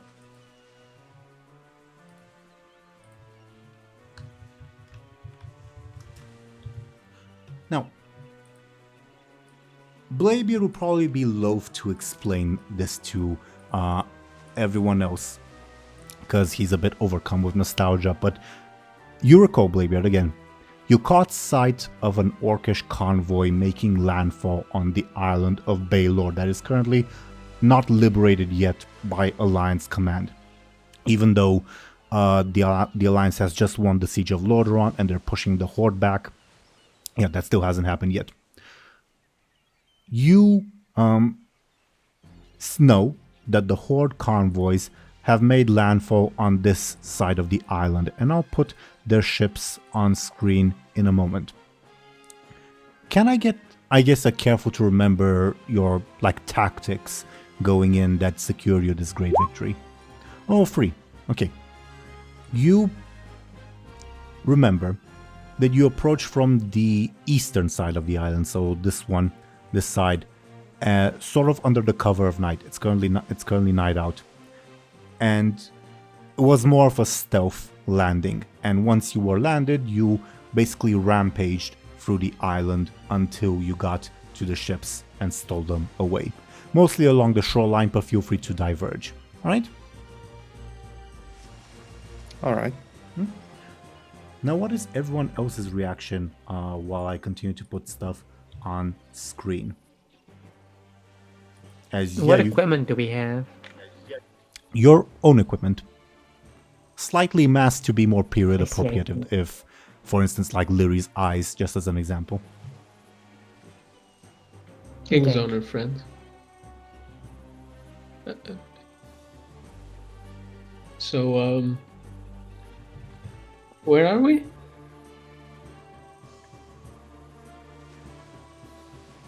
On a boat? And why is Bud? I don't feel like me, but it is good to be an ogre again. Get to your post, me mateys, and stay quiet. We're about to make landfall, says Cherry. Did she always have an accent? When she became a zombie, I guess it went away. Yeah, also she is 20-something years younger here. Also true. And she's letting... she's not supposed to hold the rank that she's holding yet. She's a bit overstepping her authority, Bladebeard.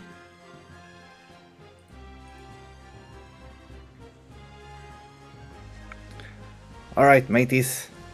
Are you ready? The crew assembled. He lets out a resounding aye.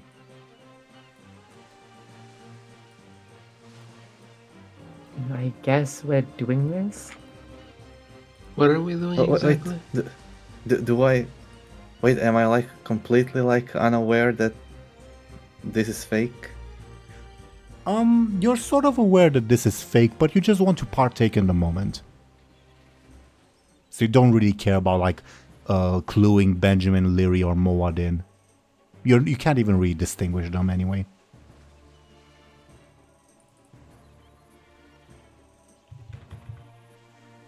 Is Kairos in my pocket still? He is. I'll kind of tap my pockets or whatever and say, where are we again? The island. When are we? The island of Baelor about 20 years ago, I believe. Says Kairos. Is this timeline fucked up or something? This is your good friend Captain Bladebeard's happiest memory, I believe. War. War, he says.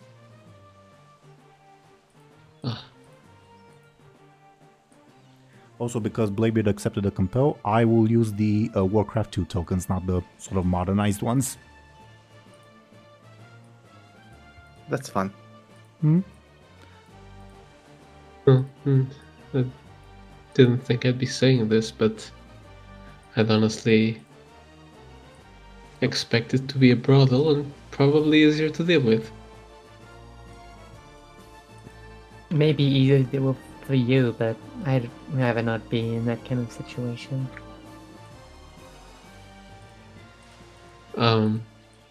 Okay. I guess we're going to war then. Now, Bladebeard, you're aware, because you rolled well on your recollection, that the island of Baelor was a stronghold of the Storm Reavers, and they specialized in breeding the gigantic turtles that caused you so much trouble during the war. And as you approach the island, you'll see several of them beached. Not beached, but like undergoing training and all that, and having those little castles on top of them built on the shore. Ah, those damn turtles. Yeah. Is there anything else I should put in? I'll put that other stuff later. The tokens that I put in the bottom right, there's not actually free individuals floating in the water. It's just so I can copy paste them easily. All right. Okie dokie. Now, I'm gonna give you, DoomGoblin, control over the nasty mule. Feel free to move and sail it wherever you wish while I take a drink of water. Not quite that far. Wait, there's a fish below us. Just a metaphoric fish. You pass by some of the... That's an abomination. That's not even a fish.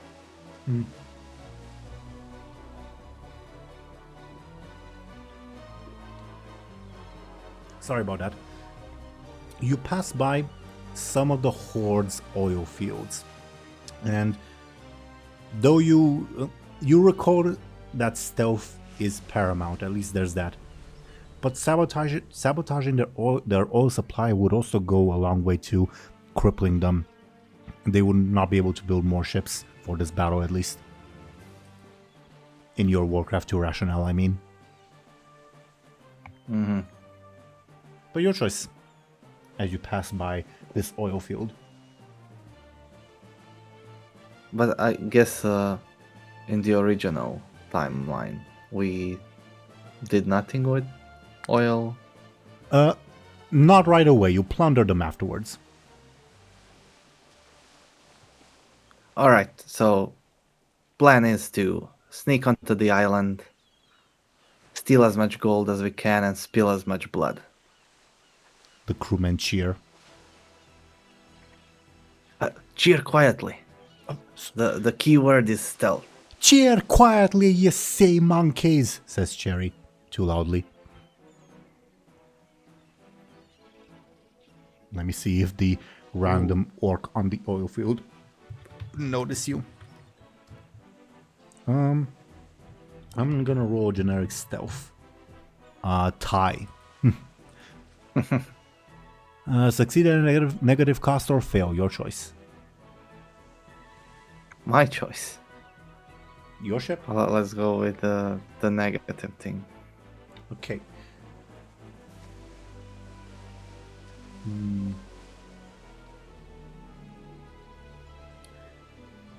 The negative cost. I'll need to give it a bit of a think. In the meantime, Benjamin is staring at the stick he got to see if he figures out what it does. Give me a careful, Benjamin. But there's one thing I forgot to tell you. You remember, as DoomGoblin, you look at the nasty mule, how you managed to sneak it in. You, to your credit, you did it in the middle of the night. This would not have worked in daytime. You made it look like a giant turtle. Oh. Like you put big wooden flippers to its side and such. This would not work during daytime at all. And I think the negative thing that happens is, as you pass by this oil rig, you accidentally crash a little bit into it, incapacitating one of your flippers.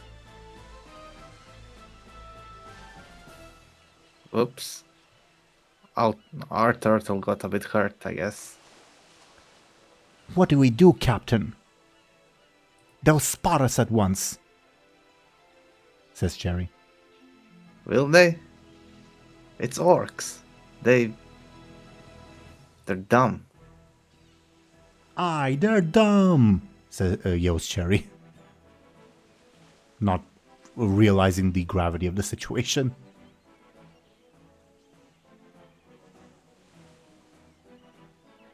Old Lucia will come to you, Bladebeard, and say, perhaps we should make some noise on the western side. Catch their attention before we make landfall.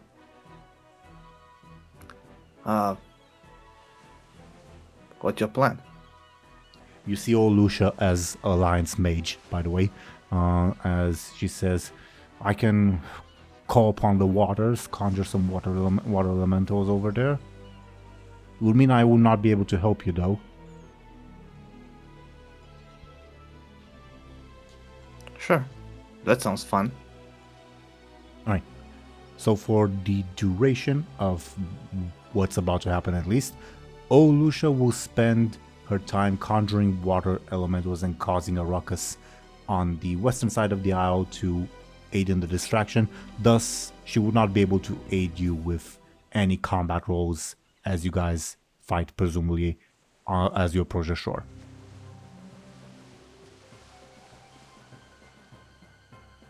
Yeah. She begins casting. What else do you do? Any one of you, not just Bladebeard.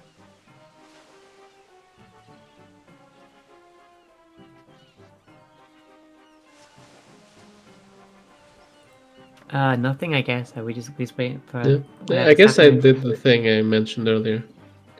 What was that? Like trying to figure out what the stick does. Ah, right. You did roll. You know that you're not able to tell much, other than you know that feeling when you look at a painting, and it looks as if it's staring at you, no matter which angle you look at it from. Mm. Yeah, you get that feeling from stick. I say, tell me the secrets of the universe, and I kind of put it close to my ear, see if it says something. Give me a careful.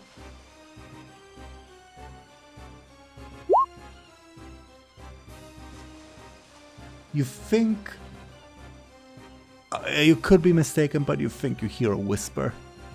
But you're not quite able to tell what it says. Okay. It would be very funny to invest fate points, but we're about to go to war. Captain Bladebeard, you see one of your footmen fraternizing with his sword.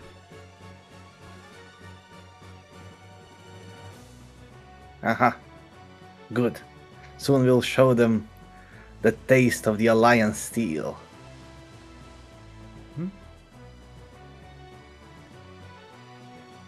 Yeah. As you guys prepare to make landfall, I will I will roll another sneaky for the ship. Bladebeard, do you make any other preparations to make sure that it's stealthy in any way, or should I just roll its generic sneaky? Can we assist it? In what way? I'm all ears. By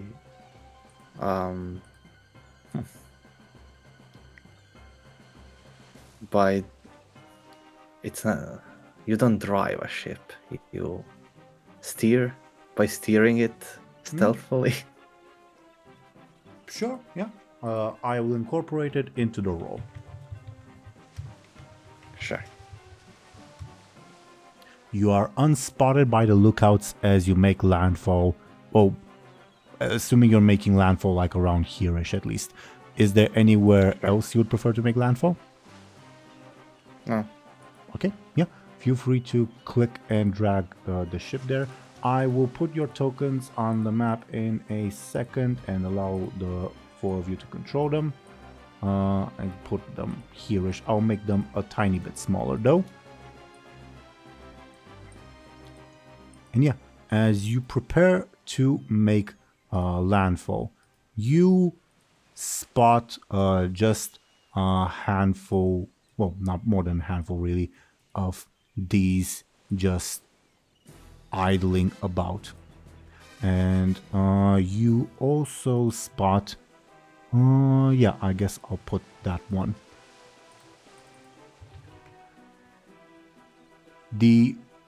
I guess you'll just see it as this. All right. He appears to be commanding the operations, or she, you can't really tell their gender.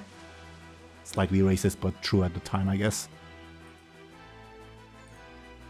Not sure about that. All right. Sure. Yeah, you see them approach, and the one of the grunts comes over, and any last attempt to maintain stealth? Should we like strike before they notice us?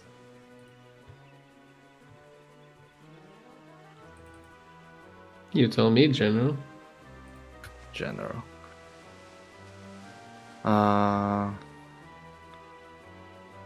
Sure, I think it would be good if we attacked first. Okay. So, just like he'll just like yell, "Charge!" Yeah, the grunts like recoil in surprise, and if we begin the initiative order, it would be Lyri's turn first and foremost. Okay.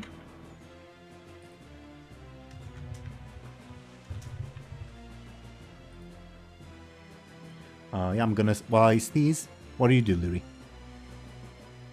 What do I have on me? Your belongings, slightly adjusted to be more period appropriate. So, for instance, like the Embersorrow seal that you have in your bag is not gonna be green or red, but rather blue to be more high elfy, for instance. Noted. I don't have any weapons, I think. Okay. Do you not have your dagger? I believe it was knocked out of my hands when we were fighting Captain Tuman. I will take your word for it. I don't recall that, but sure, I'll take your word for it. When I got pyroblasted. Fair. Also, we didn't pass the peace pipe. All right, who does have the Yeah. peace pipe to rejuvenate themselves, or who did at least? It was given to- Moed last. Mobilize. So still mod to remove the 1 and 3 stress? Well, what about my 2, 3, and pyroblasted? Sure. Yeah, and I also have 3 stresses. Yeah, but you wouldn't lose a consequence. I feel like losing a consequence is more important. I mean, unless you disagree, in which case I will change I my... mean, would yours go away? Yeah, because it's from 2 sessions ago. Sure. Okay. Okay. Then unless there are any further objections, Lyri has the metaphorical peace pipe and is able to rejuvenate herself. Awesome. Thank you. Okay, what do I do? So we've given up on stealth, right? So it appears. Okay. Then I will kind of I'll put one of my feet down on like the railing of the ship, and I will raise my hook to the sky, and hopefully intimidate some of these grunts as they see the most scary thing to see on the sea. I guess like someone who's used to fucking naval combat or whatever, no hand. Scare them with my hook hand. Sounds like a flashy attack or advantage, your choice. I was gonna say attack, but there you go. So it's an That's attack? Yeah. Okay. Which grunt are you attacking? Top or bottom? Top. Top. Okay. He appears suitably frightened at first. Bladebeard, your ranger isn't shooting. Instead, he's parading around.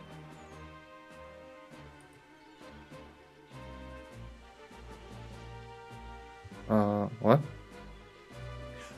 Your elven ranger isn't shooting arrows. Instead, she appears to be idling. You ought to issue her a command. Well, stop stalling. Shoot them. For the Alliance. Lyri will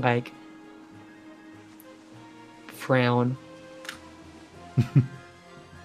Anything else on your As turn? I have neither a bow or a hand to shoot an arrow with. I'll do nothing now. Okay. Benjamin, your turn next.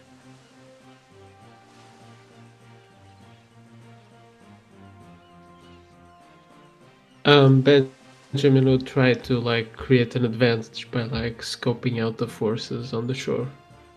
Can you be careful, please? Does my stun apply?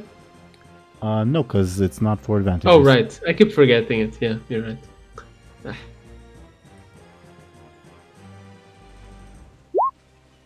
Grade 1, it's pitch dark and it's unfamiliar land, so it's hard to take everything in. Make sense? Mm-hmm. Do you have a name for it? Enemy detected.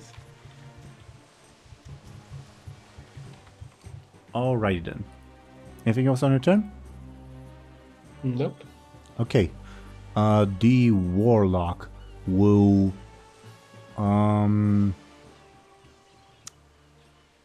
unleash hellfire on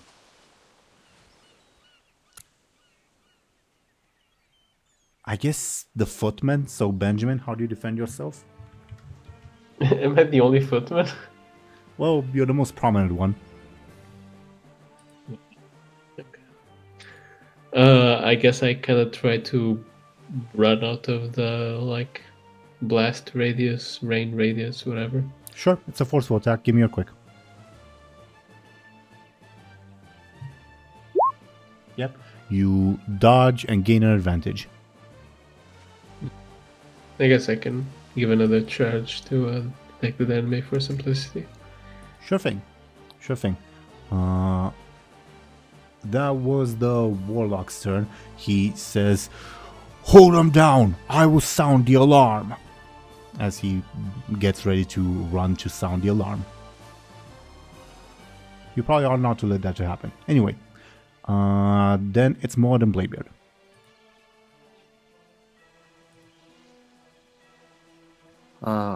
I guess first mate Bladebeard or Moby Acting captain, I guess. will acting captain. He'll charge towards the warlock. Yeah, feel free to click and drag your token. The grunts have left you an avenue to get in. You charge the warlock. What now? Oh, it doesn't have a second war token? Warlocks didn't exist in Warcraft 2. No, I mean Bladebeard.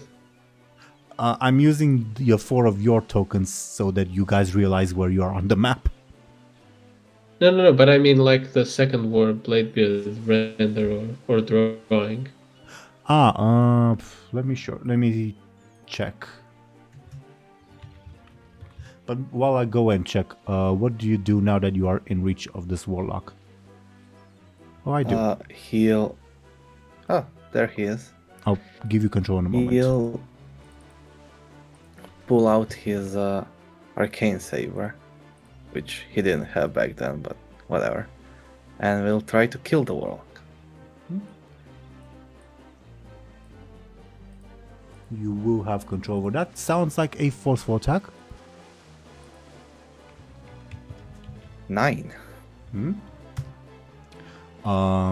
Okay. Oh wow, it just evaporates the warlock. He is not a mook. He's actually a named character, but you probably never know his name because Bladebeard is in Warcraft 2 mode. Well, unless you visit Baylor and meet his ghost or something. Anyway, what's what will he take? 9.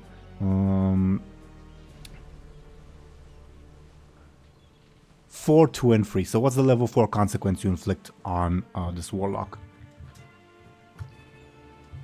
Level 4.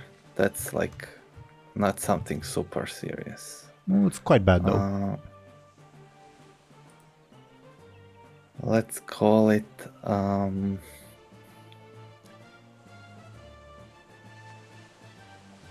don't know. Stab wound. Stab wound. Okay. Yeah, you rush in and stab this warlock. He coughs over in pain. Good thing that you charged him before he began like really spell casting. Anything else on your turn? I think he'll like kind of think a bit and feel weird that he yelled for the Alliance. He's supposed to hate the Alliance. What's going on? Like his this fantasy world and real life are starting to mix in his brain. Yeah, makes sense. If there's nothing else, it'll be Maud's turn. And that warlock is still standing. Barely, but yes. I guess Mowood would channel a fireball and throw it that guy's way. Oh, sounds like a forceful attack.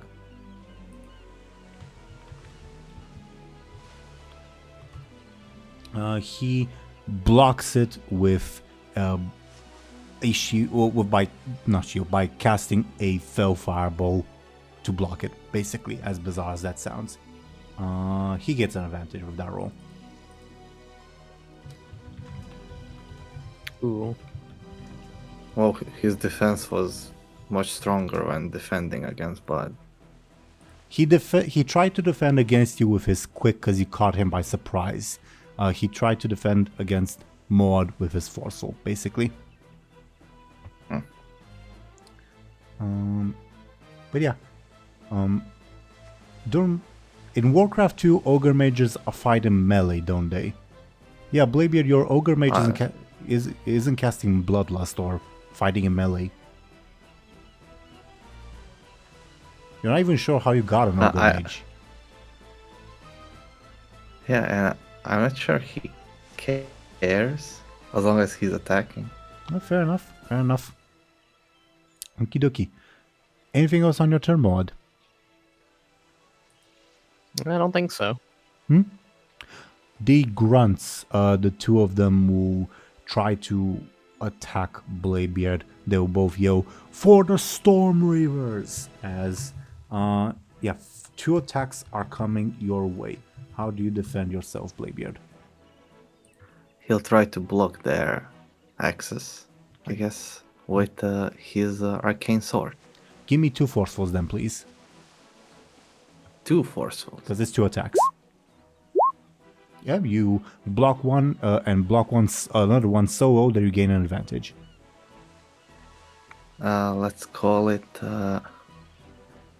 something with Privateer, because he's Privateer now. Privateer's Might. Privateer's Might. Oh, we have 3 Bladebeard tokens on the screen. We do.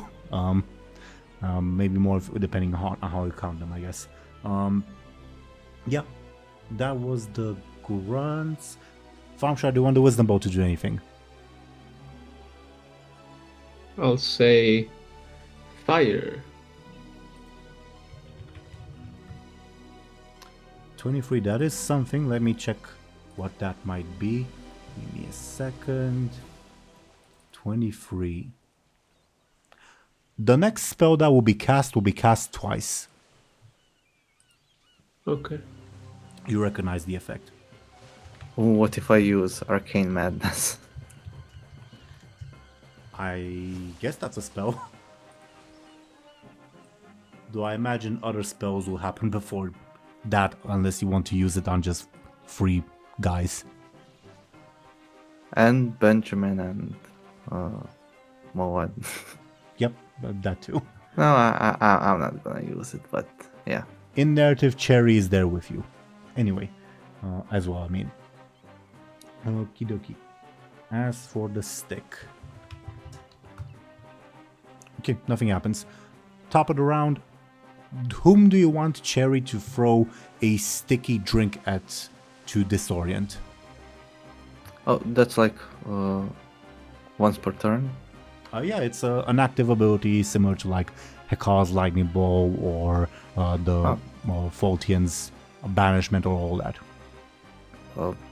The Warlock. Okay. The Warlock. Now, I'm gonna roll a D2 rather. A 1 is okay. A 1 is he skips his turn. A 2 is he's just slightly disoriented and thus has reduced defenses. But he just skips his turn. Okay. Louis' turn. Right. Avast, you scallywags! Am I doing this right, Captain? Says Cherry. Oh, of course. Lyri, Yep. you are told to shoot a bow at them. Are there any bows on the deck? Give me a careful. Benjamin would say, hey, use a spell. You do find a bow on the deck, funnily enough. I will pick up the bow just so if he yells again, I can pretend I was using it. Good thinking. Okay, I'll equip this bow and I will. Wait, can I? Could I shoot an arrow somehow? I don't think I could. I only have one hand, and I would shoot a bow with one hand. And you only have a bow, you don't have a quiver. Oh yeah. Above board, there would have been a quiver of arrows nearby. Forgot to mention. As for if you'd be able to shoot a bow, have you ever shot a bow before? Probably not more than like a brief kind of fancy at some kind of like noble occasion of some sort. And give me a careful to see how well you remember how to do it. You remember the basics, but you know you'd not be able to like really shoot a bow accurately or well. You can mime the motion of doing it though. I'll keep that in I'll keep that in the bag for if the time people come out. Yeah, I'll shoot a spell at one of these orcs. I'll like quickly before they because I scared one, right? Yep. Is he still quivering? Yep. Before he has the chance to like, I guess, compose himself, I'll like chuck a firebolt at him. Quick or forceful, your choice.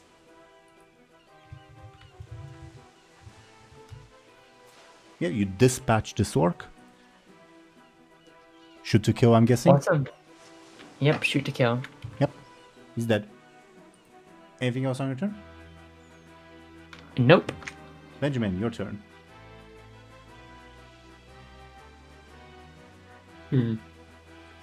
Since Lyri didn't use a spell, Benjamin's kind of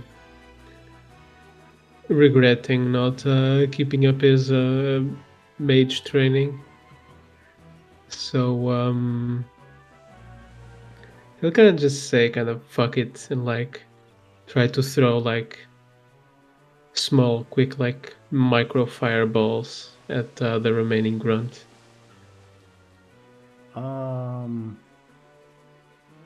Sounds like a careful, I guess, attack? Yeah, careful. The way you're phrasing it. So a careful attack. Ugh. Oh, well enough. Okay. You do catch him a little bit. As his clothing guess I catches go on fire. again. I guess I go again. In what way? Because the Khadgar Oh, orb right, thing. right. Well, no, that was actually Lyri's firebolt. Oh, Yeah, so Lyri, you utterly obliterate that one orc that is already obliterated. Awesome. then does my turn go back since he was already there? Oh, okay. Wait. She So Lyri obliterated. didn't have the chance to choose another target? Well, no, because it's the same spell twice. Oh, okay. Sure. Then yeah, I guess things are as they are. Things are as they are. Okay. The warlock is skipping his turn. More than Bladebeard. I'll try to finish off the warlock by Yep. cutting him into pieces. Yeah, he'll attempt to blast you away with his magic. Give me your force, please. He's just, I guess, Nice. unlucky against you. 5 damage, that... would 3 help him more? Not really. So he'll take his level 6 consequence. What's the level 6 consequence you inflict on the fellow? Wait, what if I use his stab wound and add +2? Then he'd take his level 6 and level consequence and level 1 stress. So he would need to take 1 more damage to be down. No, he'd need to take 2 more damage, because if... Sure, I'll Yeah. spend Privateer's Might. Okay. Yeah, you dispatch this nameless, as far as you know, warlock, I'm guessing. You're killing him, Yeah. right? Okay. Yeah. By the way, have I seen a portal anywhere? Give me careful. Nope. Hmm. It's a big island, to be fair. Well, I'll keep my eye out as we do whatever. Okay. You dispatch the warlock who was going to get reinforcements. The one grunt, doubling over in pain, will probably try to run away my first chance he gets. Anything else on your turn, Bladebeard? Nope. Okay, Moad, it's your turn. Only a wounded grunt remains before you at the moment. Yeah, Moed would charge over and move to clobber this guy with his I don't know how the sword is supposed to look, but yeah, the Titan sword. It looks like a big club. Give me a force, please. Yeah, you clobber this one remaining grunt. I'm assuming killing him, right? Yeah. Okay. You guys have managed to make landfall. The nasty mule. Now,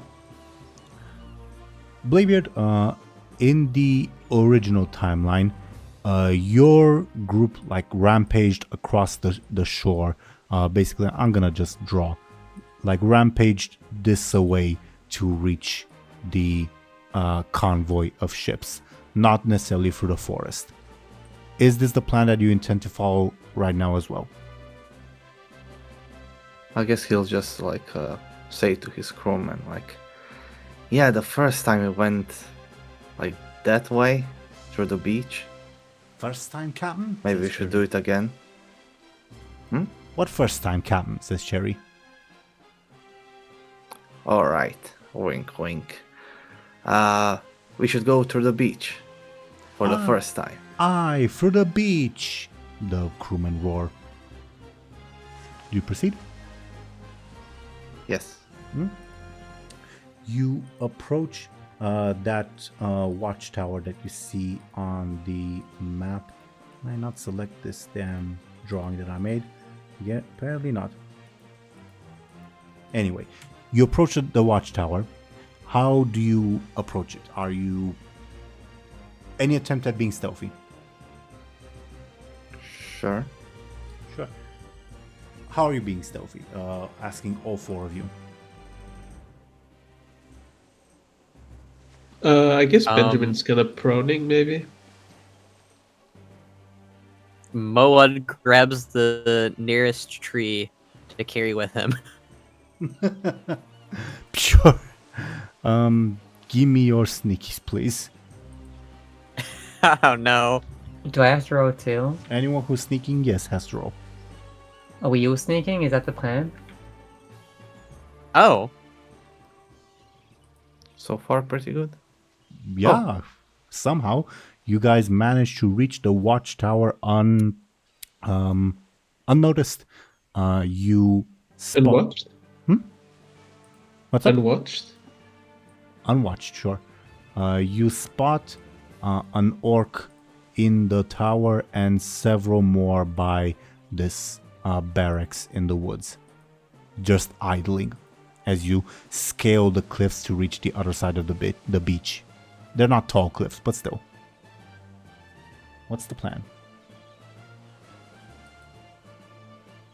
Who's the stealthiest? Oh, me, of course. Then you should like go up and assassinate the guy or something.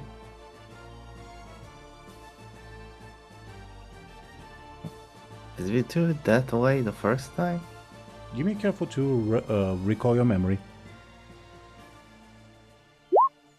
You're not sure. The details of the battle after like the landfall and the general direction are a bit ambiguous. Who cares? We're going to win anyway. Yeah, I'm gonna kill him. I'll try to sneakily climb up the tower.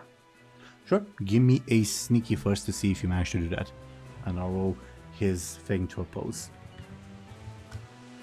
Okay, I needn't have bothered. You appear right behind him as he is just standing guard watching his surroundings with a throwing spear. I'll try to stab him with, I don't know, arcane saber. Sure. Forceful, I can also accept sneaky if you prefer, given the circumstances. I'll go with forceful. Give me a forceful. Because it's better. Sure. Very... Oh, Yep, you dispatch this fellow. For simplicity, because there's lots of creatures that you will fight, I'm gonna presume that you guys are metaphorically shooting to kill, unless stated otherwise. All right? yeah. I mean, these guys are not real timeline people, so who cares? And I assume that probably during the Second War, people weren't taken prisoners. We were probably shooting to kill. Not at this Well, point, I guess. Unless Doomhammer, I can. Well, I guess Zul'jin was a captive in... Yeah. And most other orcs later on. I mean, Zul'jin in the second Warcraft 2 mission. What was the elf equivalent? Illyria? In Warcraft 2, I mean. I haven't played. Sure. Anyway, yeah, you are on top of the tower, having dispatched the lookout. You spot from your vantage point. Give me a careful to see how much you spot. A range of activity on the shore. At least several more of these fellows.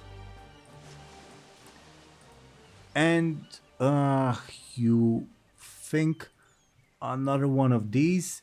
There's almost certainly more things going on, but that's as far as you can see at the moment. Because it's dark out and all that. Does Bladebeard remember sparing anyone? Give me careful, because that is a good question. Yeah, you do remember at one point sparing. Let me see. Just check. The first officer of this ship. I'm gonna put a little marker on it. Not blue, because that blends with the background. Purple, pink. Yeah, pink looks the most obvious. All right. He was, how best to describe him? You realize he had no valuables on him, first and foremost. Second of all, he looked to be very demotivated and unwilling to fight. And third of all, he promised to spill some info to Alliance High Command if he was allowed to live. Clicked on the wrong thing. The whole island moved. Sorry about that. I keep trying to select the damn fucking drawing that I made, and it's still not really allowing me. Oh, the red thing. Yeah, the red thing. Anyway, I'll deal with that later. But yeah, you remember sparing the first officer of that ship, but you also remember one ship, this one making a getaway. I'll mark it with, I guess, yellow. That one ship managed to get away from your onslaught. Also, let's address the dragon in the room. Am I aware that there is a dragon on the island? You do recall there being a dragon on the island. It was a great victory for you. Fortunately, because you were at least the initial landfall was successful, it did not incinerate your ship and you fought it on land. Mm-hmm. Well, So we did fight the not dragon. you and your crew, not just you. Yeah. We fought a dragon. A green dragon. Well, red, but Warcraft 2. I know. I think Deadwing was also green. I guess this sort of helps justify Bladebeard's confusion with the dragonflights. Like it wasn't justified before. I'm sure.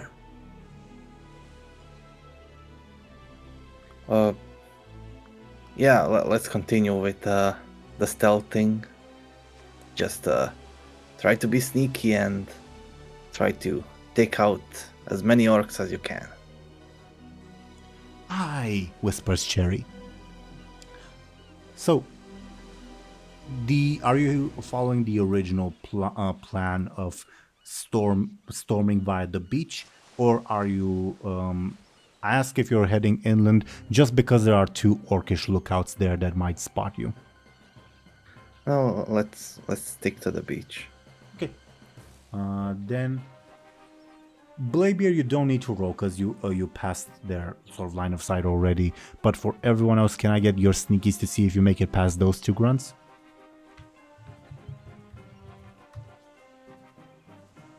Benjamin as well, please. Yeah, Benjamin would fail if nothing else, while Mowad would either succeed at a negative cost or fail. I'll use one of my enemy detecteds to push it up to a 2. Sure. I'll take a negative cost. That sounds interesting. Noted.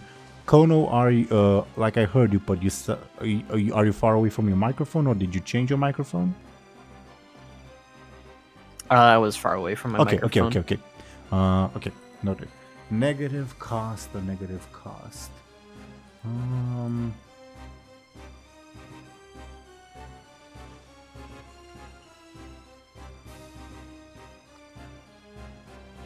Yeah.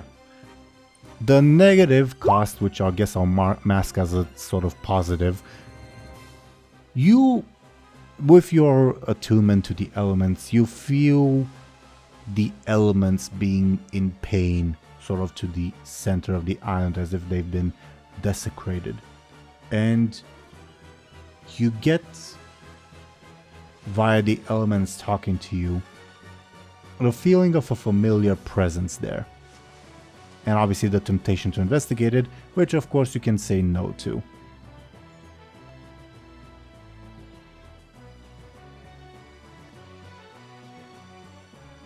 Hmm. Can I get There's you're careful to like investigate it more, please? Sure. Not much more I can tell you of that role. there's something here. Probably not worth looking into. It keeps nagging at you, but sure, you can say no worries. Okay. Yeah, you guys make your way undetected. Did Lyri roll as well? Yes, she did. Feel free to click and drag your tokens as you come across this shipyard and found is it a foundry? It's one of the upgrade buildings from Warcraft 2. Anyway, you come across this orc and you spot just before you make contact one of these rushing towards the scene, towards the warlock guy. Sorry, what escaped me? The necrolite. Which one of you speaks Orcish again? I think Lyri can. Wait, speak Orcish? Maybe, yeah. I think she can. I believe what we established was she can speak it, but not very good. She can read it better than she can speak it. Sure. You'll be able to understand it then. Anyone else who understands Orcish? Moed would technically understand Orcish. Okay. Then this warlock comes and says, orders from Gartoon. Zuka, you're to head to Lord Aaran as soon as possible. Get Kashan as well. Fine. And you guys feel free to make your strikes in the meanwhile as you come onto the scene. Isn't Gartoon that guy from season 1, the DK? Yeah, that's the Death Knight. What the hell? And the other two might be like people that we met as well, but I don't remember. Maybe one of them is Thompshire is gone. vanished. Unfortunate. Maybe one of them is the warlock that turned Moad into two-headed ogre. But I don't remember his name.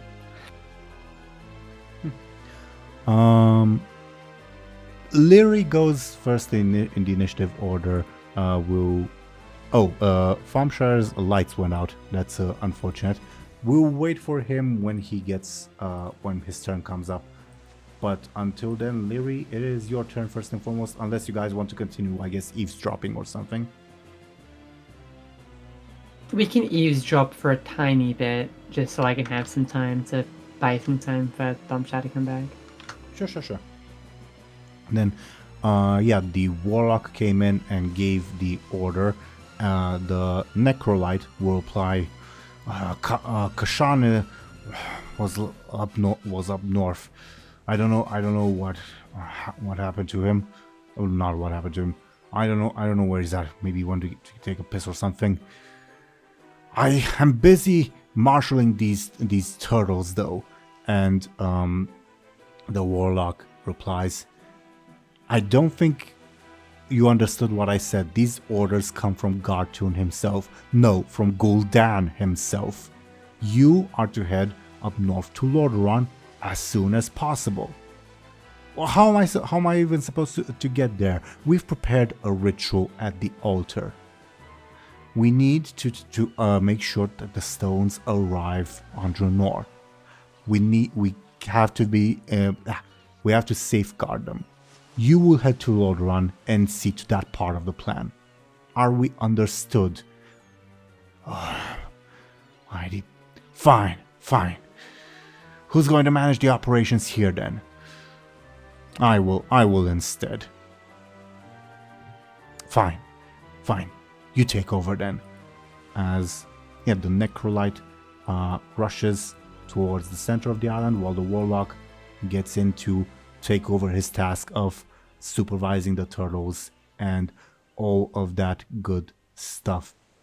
Yeah.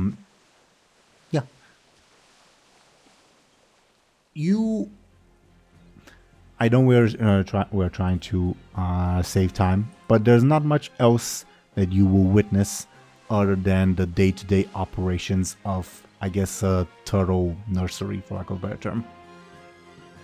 Okay, so who should I kill? Think about blood. The warlock. Is he the They're one the in the most middle? powerful. Yeah, the hooded one. Okay. This And he was- warlock, partly for convenience's sake, will go before Benjamin. Okay. And he was just talking. He was just talking, yes. Do you wait for the Necrolite to rush away, or do you decide to fight both of them? I say we take him one at a time. Yeah. Less chance of one of them raising the alarms or whatever. Sure. Okay, I will, as the Necrolite leaves or whatever, I will kind of, like, is this guy just, like, barking orders or whatever to the other orc people?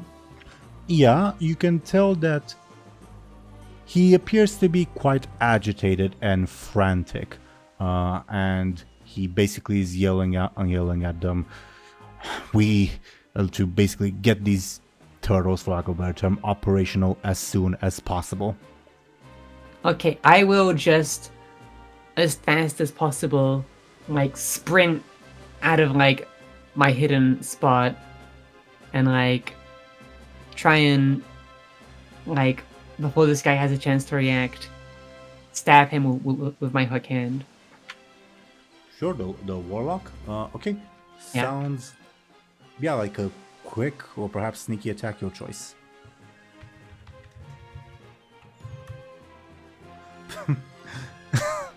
I guess I can see why this was such a pleasant memory for Bladebeard if the enemies are rolling so badly. Just a complete wipeout. Yeah, maybe. 5 points of damage. He'll take his level 3 stress and level 2 consequence. What's the level 2 consequence you inflict on the fellow? Let's call it, hooked on the feeling. Sure. What feeling? I don't know. Feeling of pain, probably. Something like that. I see Thompshire has rejoined the game, but obviously his turn will not come yet, as the warlock indeed screams in pain. Not certain what exactly happened. Feel free to click and drag your token on the map if you want, Zelryn. I already have. Oh, you're like in the middle of the orcs, right? I can barely spot Yeah. you. Right. As he shouts in pain, he'll reflexively... Hello, Thompshire. You didn't miss much in terms of game mechanics, because we stalled for you. Are you with us? Mm-hmm. Okay. In terms of story, I'm not sure what you missed that you didn't already hear, but basically the messenger told him you're needed at Lord Aaran. These are orders from Gartu, no, from Gul'dan himself, TLDR. Make sense? Mm-hmm. Okay. This warlock that Lyri you've just stabbed in the back out of nowhere, again, will just reflexively attempt to whack you with his staff. How do you defend yourself? I will duck, Yeah, give like me as fast as I can. a quick, please. Ty, the warlock gets an advantage. Okay. The advantage I'll call panic strength, I guess.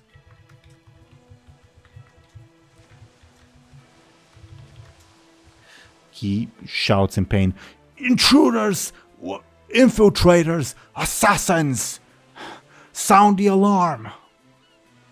Benjamin, your turn.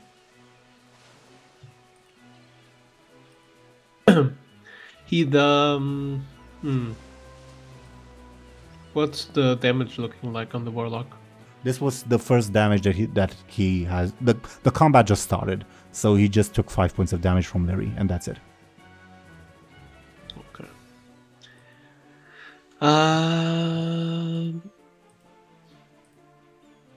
Do the turtles do anything combat-wise? You're not a ship, so no. I don't know. They're big turtles. They're living creatures, I guess.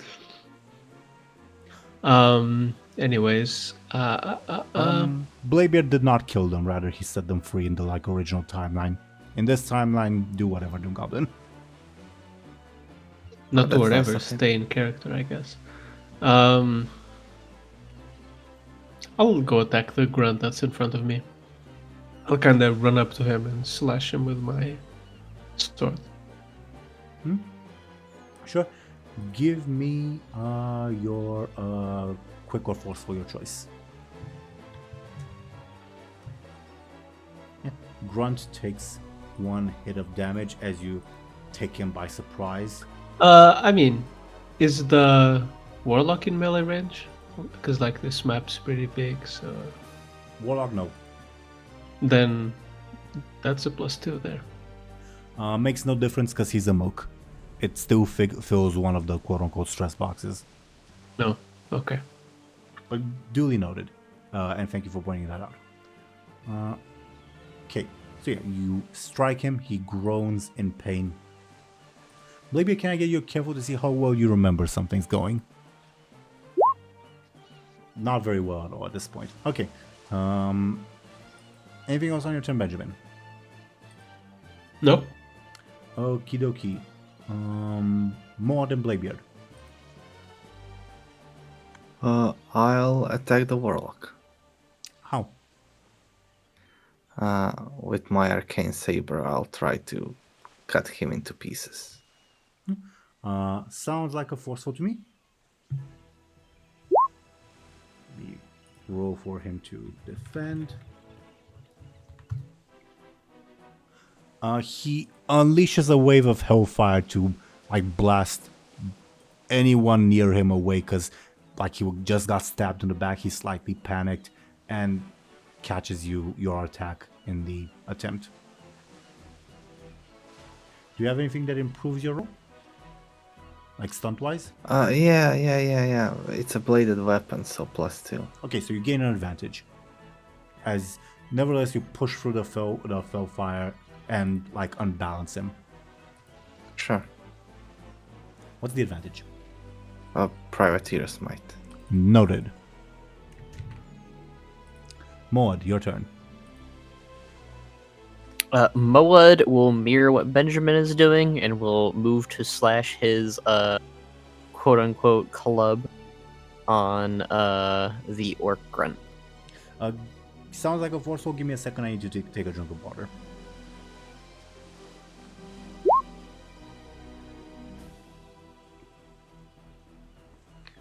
The closest one, right? The one that Benjamin attacked? Yes. Noted. Give me a second. While I roll, I guess one detail that Thompshire you missed while you were away, and the orcs were talking to fill in the time. The orcs mentioned that they need to deliver something to Teeironor or something like that. Anyway, you dispatch this one orc with your big ass club. Arr, charge forward, says Cherry. Sorry, go ahead. I just said heck yeah. Heck yeah. Okay. Anything else on your turn? Nope. Okie dokie. The grunts these ones will rush in and the warlock will say, "No, you idiots! Sound the alarm!" So this grunt will instead not rush in, but back away to sound the alarm. Cowards! Where's your honor? Intruders! Intruders! Yells the orc. While this one orc will try to chop you with his axe. I guess Bladebeard. He'll defend with his sword. Yeah, give me a force roll. You take 1 point of damage. 1 point of damage. That's not good. I'll spend the Privateer's Might Sure. to add +2. Yeah. You manage to block, though slightly belatedly distracted by your own yelling. Shouting, rather. Okay, that was the grunts for the moment. Thompshire, I don't want the wisdom bow to do anything. I'll say catch that orc.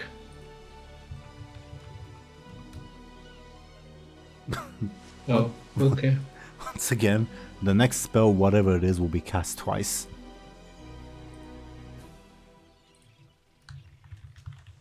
The stick has a turn? What's that? The stick has a turn? The stick has a turn, yes. Huh. Let's see if Was it here before? I added it in as soon as you got it. What if it's Oh. Medan again?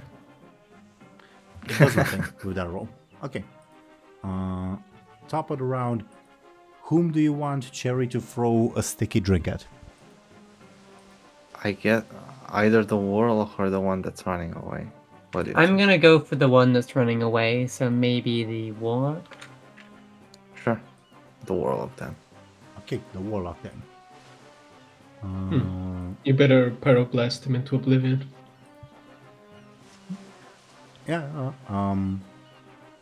I guess for the sake of the narrative, if anyone attacks someone that was afflicted with the sticky drink with a fire spell, I'll give them a plus, I guess, 2 bonus. Awesome.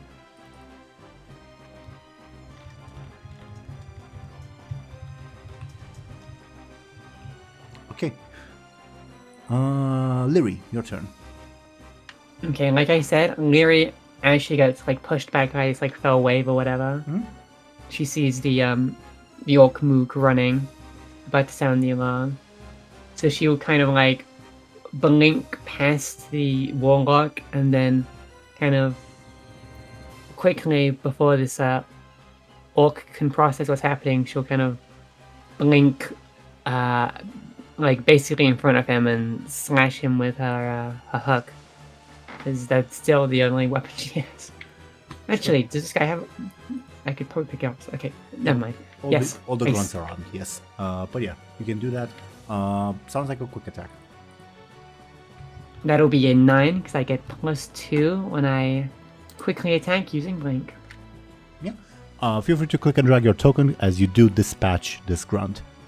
And I will pick up whatever weapon he owns, so I don't have to use my hook anymore.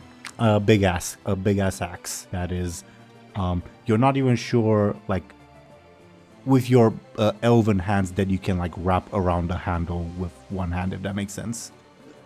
Never mind, I discard his big ass axe. Fair enough. You know Benjamin has multiple axes, right? Okay. Exes as in like ex-girlfriends or? I mean, probably also, but not what I'm saying.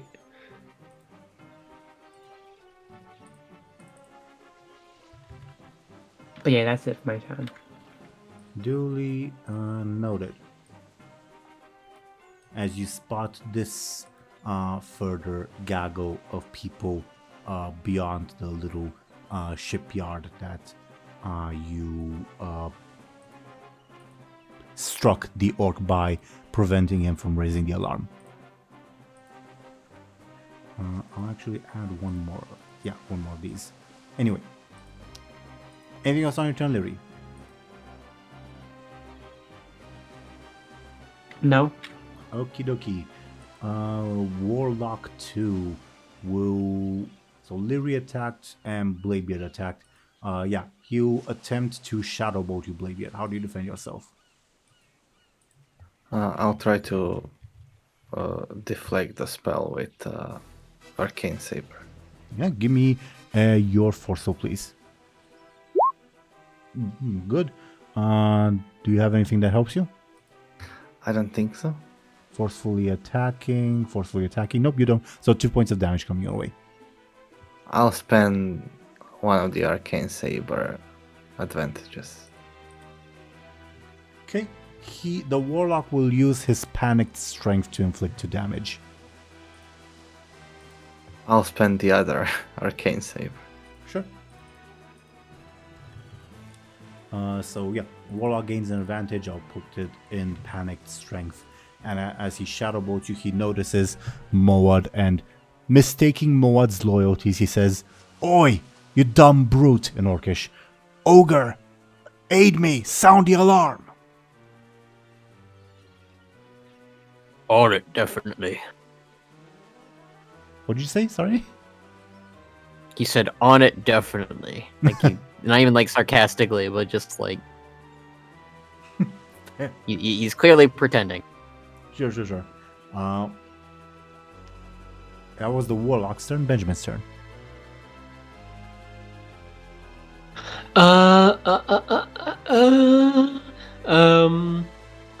He'll run towards the bound warlock and also give him the good slasher move.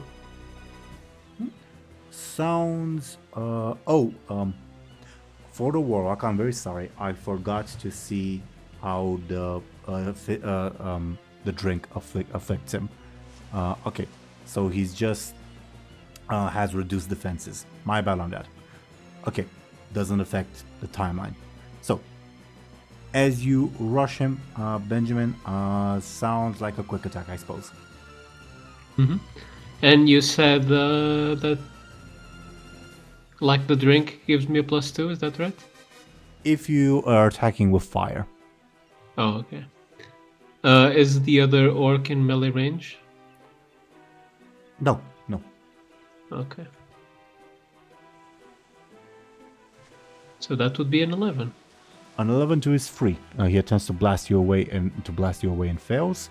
An 11 to a free, so that's 8 points of damage. You use your consequence to make it just 6 damage. I'll use He has a his consequence. Yeah. Yeah. Is it fatal? No. Would adding one more be fatal? You need to add 5 more to be fatal. Okay, then never mind. What's the level 6 consequence you will inflict on him? I chop his arm off. Okay. I also I need to make a note. I haven't done this, but I do need to make a note. In case you guys ever visit the island of Baelor and you meet the ghosts of these warlocks, they'll remember, "Oh, you're the one that killed me. No, you're the one that killed me," and all that. I need to make a note of that. Well, this is a different timeline, right? You think so?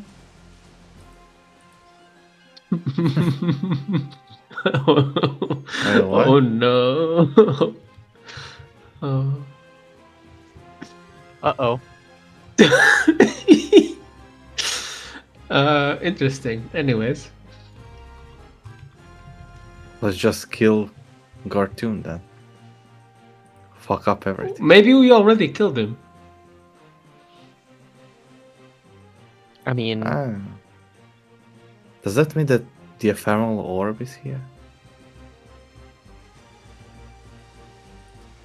If you presume that Gartoon is here. Anywho, yeah, feel free to move your token, Benjamin. Anything else on your turn? Nope. Okie dokie. No trolls yet. So more than Bladebeard. I'll finish up the warlock. I'll try to cut him down with my sword. Sure. Give me your forceful, please. And I attacked him last turn, so I have +2. So +4, because it's also a bladed weapon. Mm-hmm.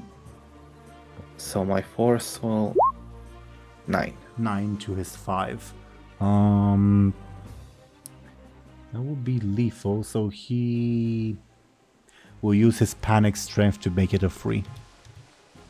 Can I use chop arm? You can? Yeah. You're killing this fella, I'm guessing. Well, yes. Okay. Yeah. You utterly defeat him. Indeed, with your arcane saber, slash him to pieces. He crumbles to the ground. Or she, you don't Heal. know. Or she. Yeah, for some reason, Bladebeard can't tell.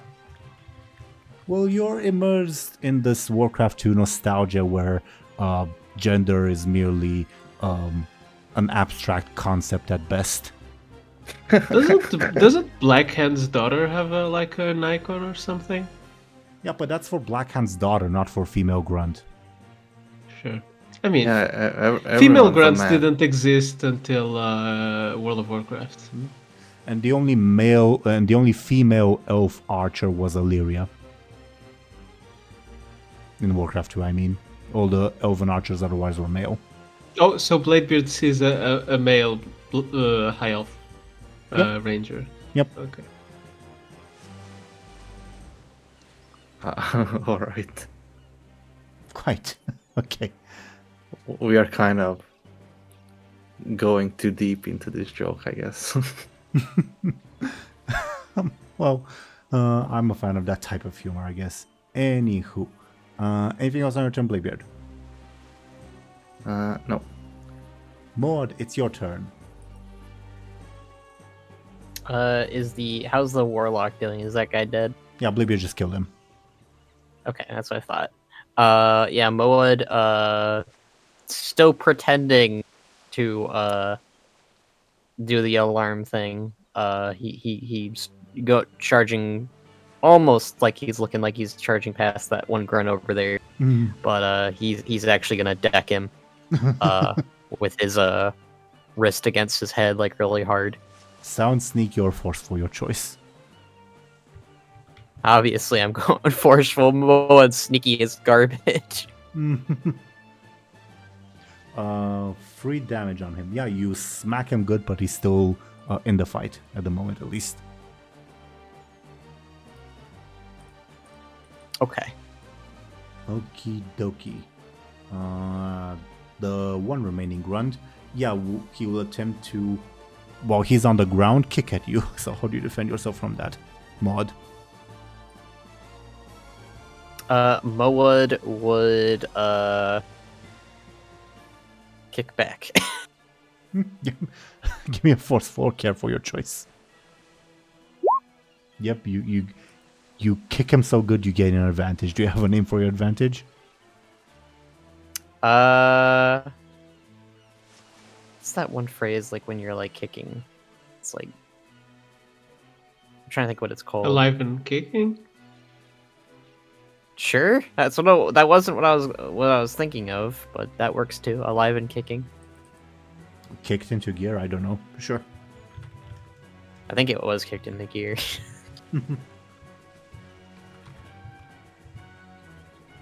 Yeah, he ineffectually struggles against you, but you're just so mighty you utterly almost incapacitate him. Well, he's still in the fight, but you know what I mean. Okay, Thompshire, do you want the wisdom ball to do anything?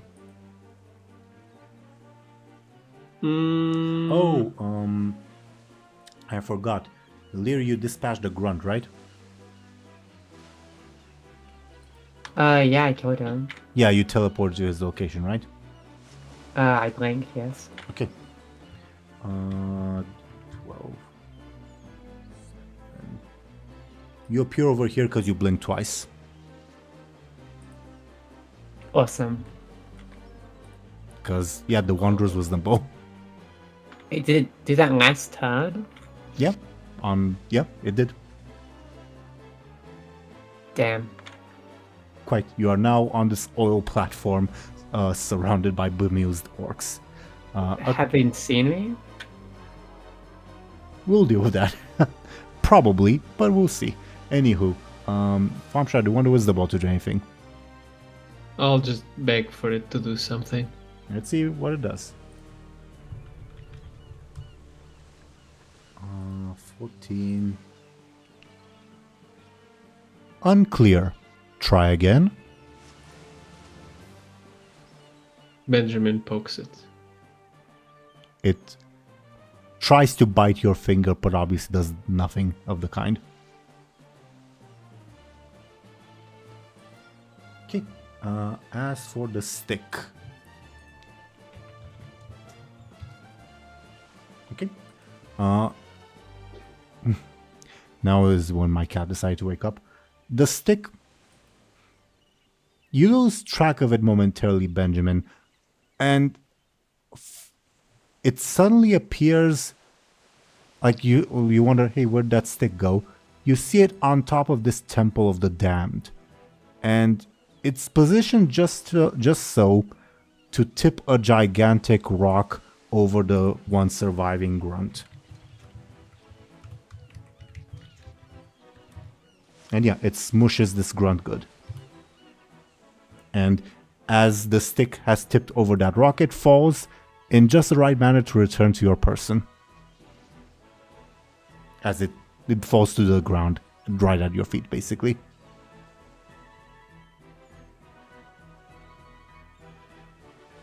Make sense? Are you with us, Thompshire? Nope. Lights went out again. Oh, that's unfortunate. right at the an interesting moment. Okay, fun stuff. Anywho, we'll presume because it might take a while for Thompshire's lights to come back. We'll presume that Benjamin is bemused by what the stick has just done and will not act right away. What is Lyri? Your blink happened twice. You're not super sure why. Do you have a feeling that it might be because of your wisdom bowl as you appear on top of this? Is it a shipyard or an oil platform? Yeah, it's an oil platform. You appear on top of this oil platform as the grunts are just continuing the shipyard's operations. And you spot this goblin engineer yelling at them and talking with another warlock. May get a sneaky from you to see how well you're able to hide in, a 4. 4. Let me check for the grunts. The grunts spot you, unless you want to do something about it. And the engineer,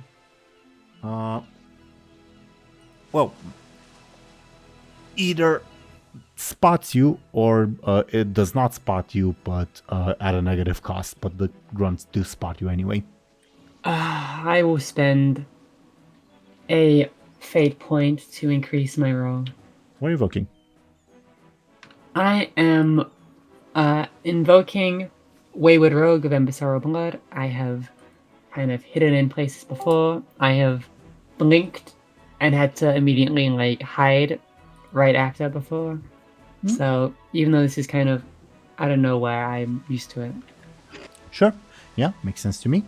You're able to hide on the oil platform. Thompshire, are you back with us? No, he left again. Thompshire, are you back with us this time? And he rejoined again.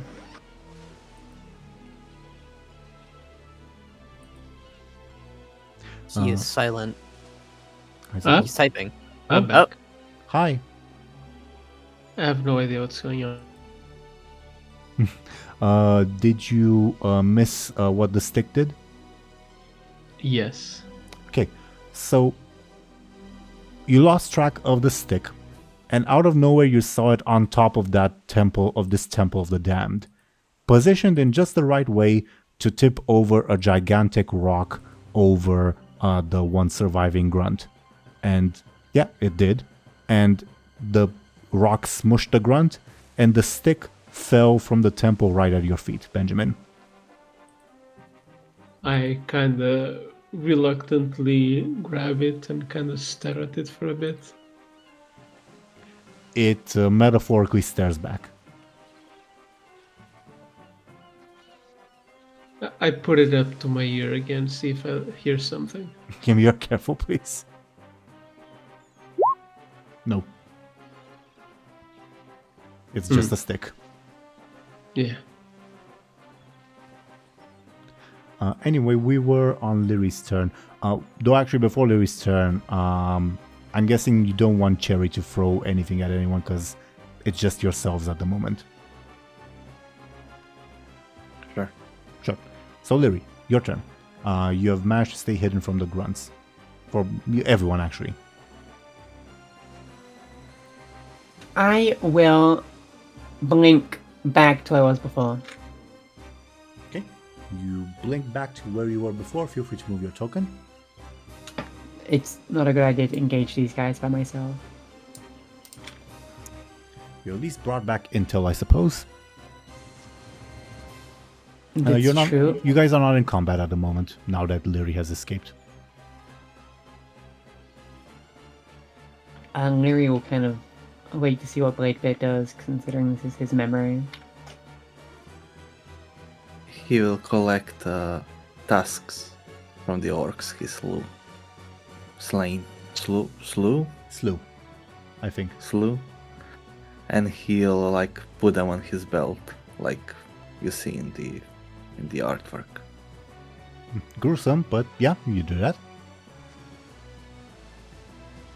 Trophies. Alright. Is everyone ready to continue? Mm-hmm. Sure. Yup.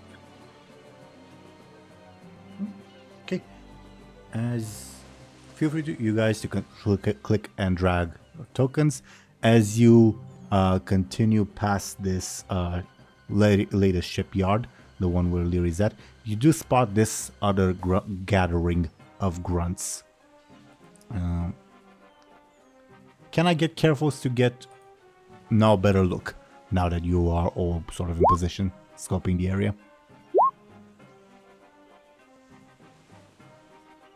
Benjamin and Maud can also roll if they want. Yeah, Benjamin and Maud, both of you, spot several of these individuals in the trees.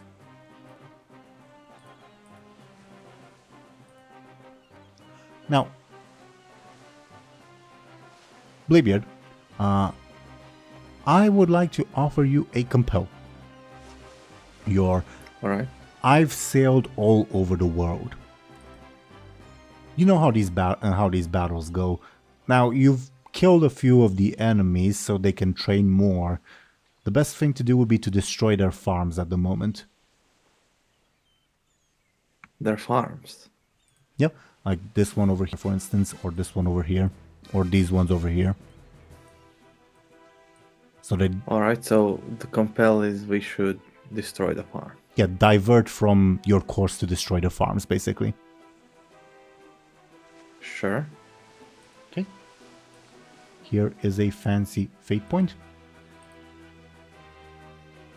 As yeah, you spot this gathering of foes on the beach. And your memory tells you, yeah, the beach is the way to go.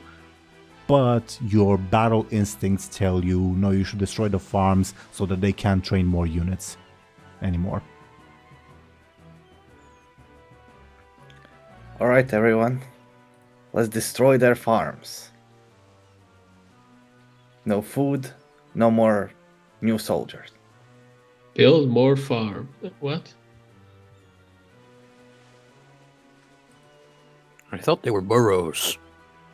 That's the Warcraft. Yeah, That's in Warcraft 3. That's in Warcraft 3, not Warcraft 2. In Warcraft 2, they're farms.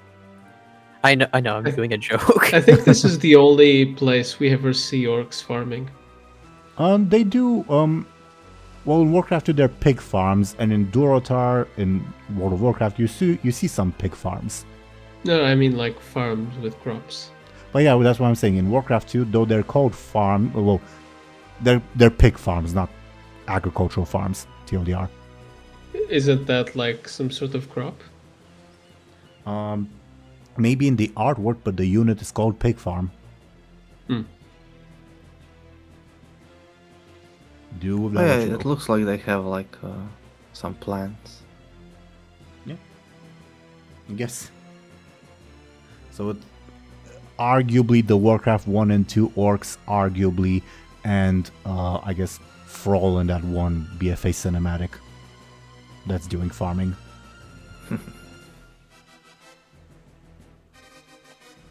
Anywho, Captain Bladebeard has given his orders. Do you begin scaling the cliffs to reach the farms? Yeah. I guess so. Okay. You scale this cliff. Can I get once again your sneakies to see how well you sneak about? Oof. None of you speak Zandali, correct? No, Okay. Don't think so. I spoke it for like an hour. Good memories. Yeah, this one troll lookout shouts in alarm. Something that you can clearly tell is an alarm. As you guys scale But the the cliff. good thing is, orcs also don't speak Zandali. Yeah, but a panicked shout is kind of a universal language, isn't it? Yeah. As yeah, more of these fellows will rush in from the forest. Lyri is first in the initiative order.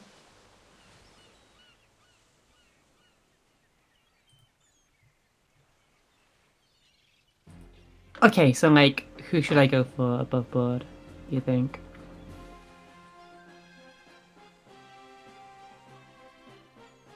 The trolls? Is the warlock guy in combat too, or is he just on the outskirts? This one,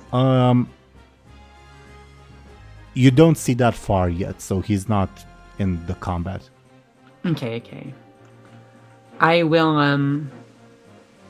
I guess I'll go for the trolls then. Are they still in the trees? No, yeah, this one at least. Okay.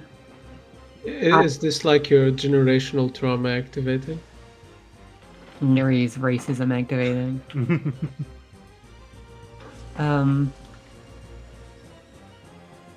Lyri will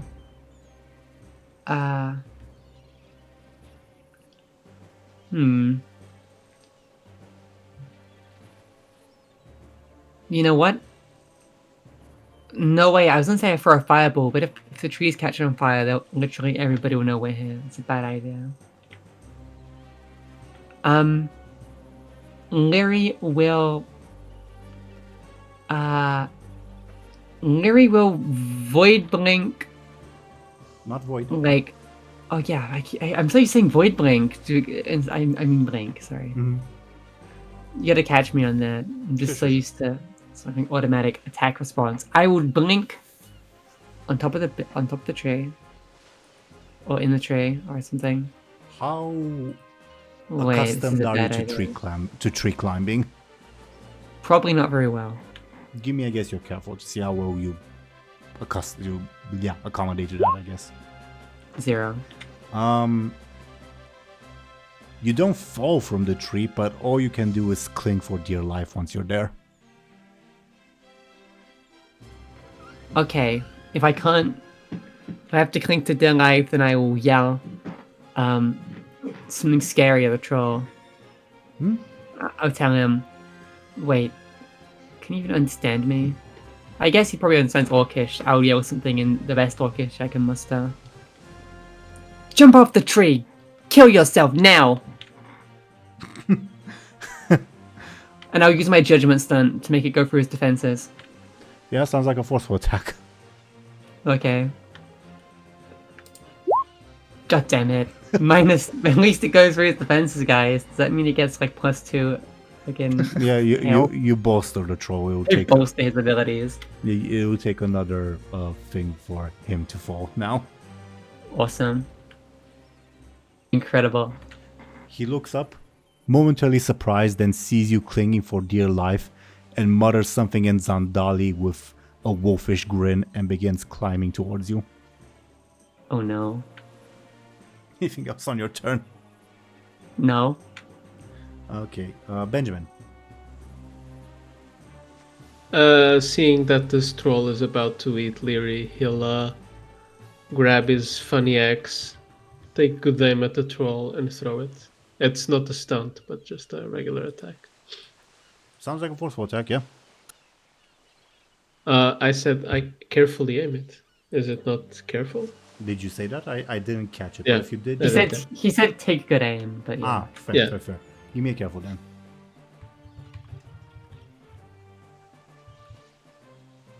Yeah, you inflict 2 damage on the troll. As you do nick him with the axe, and he mouths a series of profanities, but still goes to do Lyri in. Anything else on your turn, Benjamin? No. Okay. The trolls, the 2 trolls. This one will attempt, Lyri, while climbing the tree, to pull you by the leg, to unbalance you. It's an attack. How do you defend yourself? I will kind of like flail my legs as quickly as possible so they can't grab onto them. Sounds like a careful... I go quick, sure. Careful or quick, your choice. Okay, you flail successfully. Do you have a name for your advantage? I'll call it, Alive and kicking would have Desperate. gone well, wouldn't it? yeah, whatever. I'll use the one Moed wanted to originally, kick into gear. Only just for the love of the game of taking what he wanted. Sure. As for the other troll, he rushes here, and I guess you're the only real foe in range at the moment. He'll take aim and throw an axe at you. How do you defend yourself, Lyri? Oh my god. So, where's the axe coming from? Above, below? Below, he's on ground level. I'll kind of like, as I... Sorry, can I say something? If it makes narrative sense, I can let you grab the axe as it like boomerangs back. like, the Embersorrow axe? Yeah. Thank you. Why do I want it though? You have no weapons? It is true. Okay, I have a good idea actually. As this axe, like, as Benjamin's axe kind of boomerangs back and kind of serendipitously, like, arrives in my hand, I will, like flash the weapon at the troll. This is a Embersorrow axe of great yore and great renown. And maybe the elvenness of this axe strikes fear into his heart, and because of that, he, like, you know, throws either less good or kind of prematurely in his rage. Yeah, And that might or force him rational I to- mean- yeah. Given how presumably old this axe is, there's probably stories of it killing trolls or something. So Oh, for Mhm. sure. I mean, it's called the Darnassian axe. So yeah, Yeah, maybe we they're like, oh discussed shit, there's like the elven boogeyman that had this axe. yeah. Not- So that's my that's my defense. Probably not to the level of like Troll Slayer, the human sword that Trollbane wields. But yeah, maybe. Give me a flashy. Yeah, its legend does scare the troll into, well, either scare or infuriates the troll into missing his aim as the axe goes wild and lands, I don't know, somewhere. Because it's not a magical axe, unlike you guys. What do you guys have? Okie dokie. The engineer will say, which one is it? This one. He'll say, I'm getting out. I'm getting out of here. You guys deal with this." As yeah, he bolts. He'll skip his turn. Bladebeard, can I get your careful? This will be an easy roll. Not This easy? not quite that easy. I required at least a 1. Alright. Okay. Yeah, no further information. The goblin boats. Maud and Bladebeard, your turns. Can we attack the trolls? Well, they're in the. This one is in the tree, and this one is at ground level but far away. So if you can think of a way, I'm not opposed. Could an attack on... you're gonna say that this is clever or something. Could an attack on the troll be cutting down the tree? Yeah, that would definitely be clever. Not But forceful. you have to be super strong to cut down the tree. Yeah, but you're not attacking the troll directly. You're attacking the tree, and well, Yeah. not in terms of game mechanics. And clever is making use of your environment, which is this is kind of textbook definition of it. Yep, I thought so. This is like one time clever became useful. Alright, I'll attack the... Can I climb the tree? How much experience do you have climbing trees, just in general? I would say more than an average person. Is it that different from climbing a mast? Yeah. Yes, because a mast you have something to climb by. In a tree you have to use its what's the word? Not shell. Bark. Bark. It's bark. Yeah. The mast has some. If you're climbing a mast, you're climbing by the ropes, not by tree bark. Anyway, give me a careful to see how well you do that, Bladebeard. You think it'll take you like a round or two to reach the troll on top of the tree? Oh, I can also do range attacks. I'll throw a dagger at him. Yeah, sure. Give me, I guess, a careful or forceful, your choice. I'll go with forceful. That's a 9 Yeah, and because it's a bladed weapon. good point. Does the troll have anything? No, it does not. So yeah, you inflict ouchie on this troll, neutralizing the bolstering effect that Lyri gave it. So Lyri, I'll move you like over here. Okay. Alright. And you're also like over here, Bladebeard. Okay. Anything else on your turn, Bladebeard? I think that's it. Okay, Moad. Moad, let's see. Yeah, Moad would he would fire out an ice ball at the troll. Okay, yeah. Sounds like a, I guess, forceful attack, yeah. The one on top of the tree, correct? The one that both Bladebeard and Lyri are So that one, yeah. currently on. Noted. Okay, give me a forceful, please.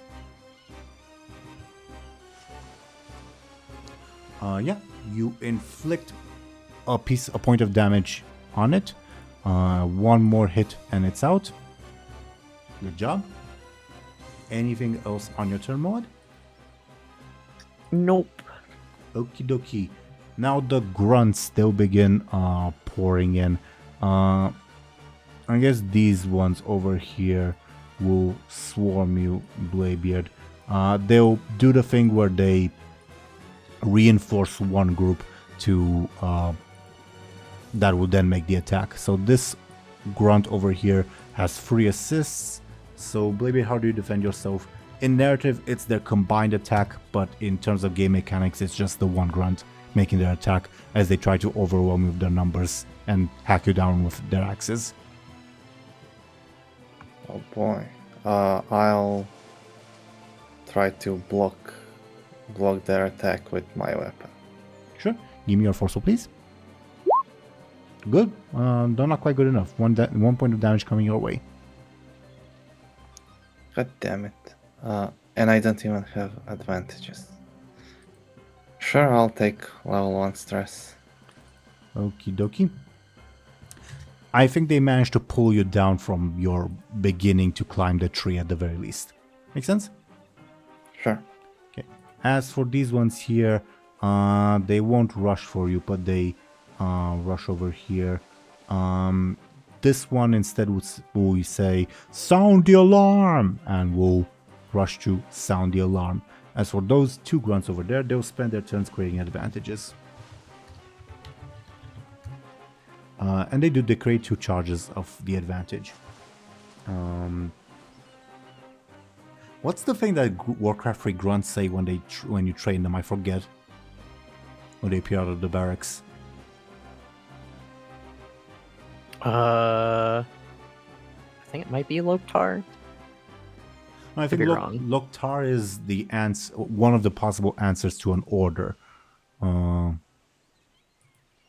Oh, whatever. I'll call it Loktar. Why not? Even though these are Storm Reavers, so Isn't it something like ready for war or something? Oh my god, you're so right. I don't think it's It's ready definitely for, that. It's I got to don't- be ready for war. That's like a... Ready for Action is the Alliance thing, not...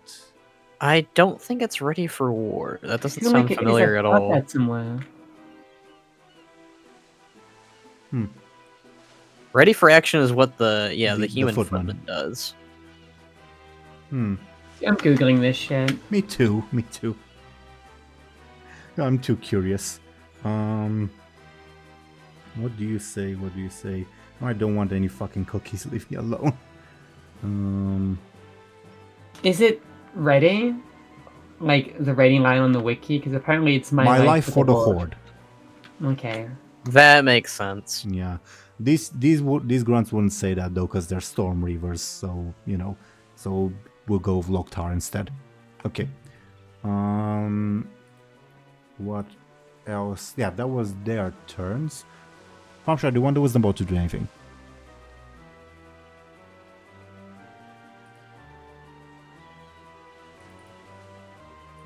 Oh no. Okay, I was scared for a second. Yeah, I'll just tell it to blast the trolls. Or the troll now. Okay.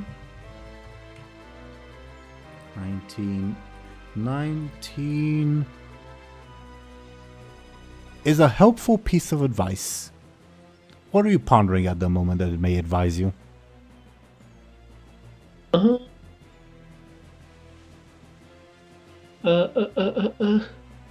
I'm pondering like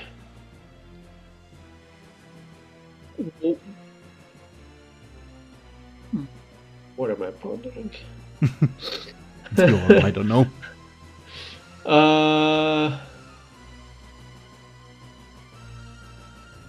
I guess Benjamin's beyond like just the fighting in general is kind of wondering what's going on this island. I don't know if that helps with that. I sense some familiar figures in the middle of the island.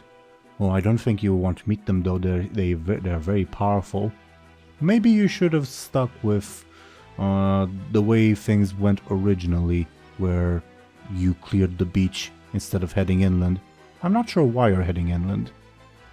I've never heard you talk so much. What's going on? Pogs at you.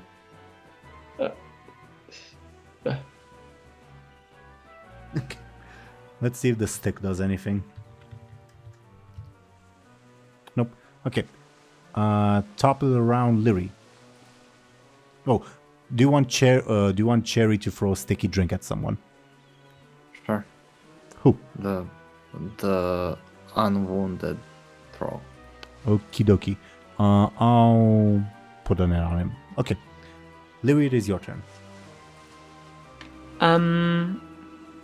I will, I guess, with this axe in hand. The other troll's on the ground. Yes.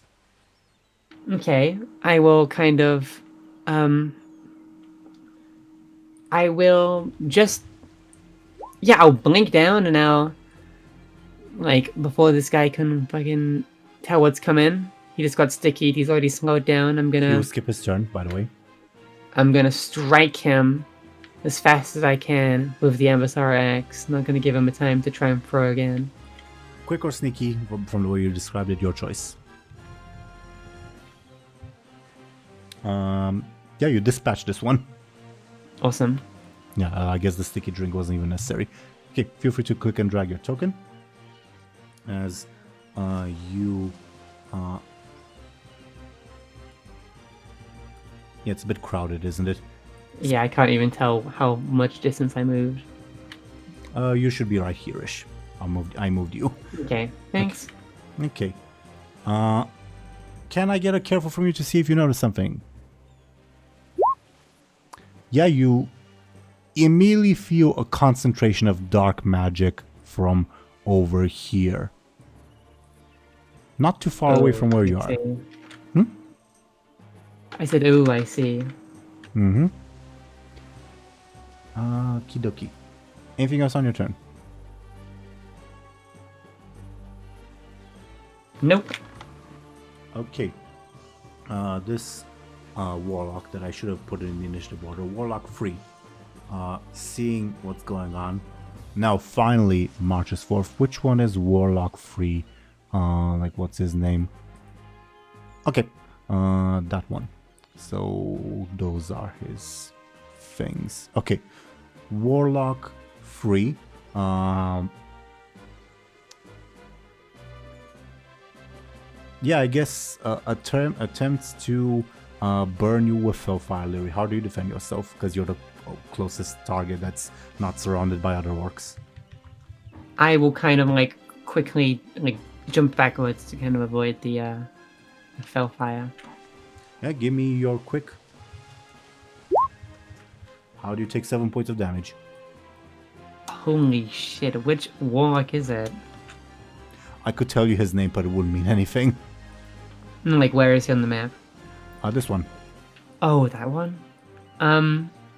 7 points of damage. That would be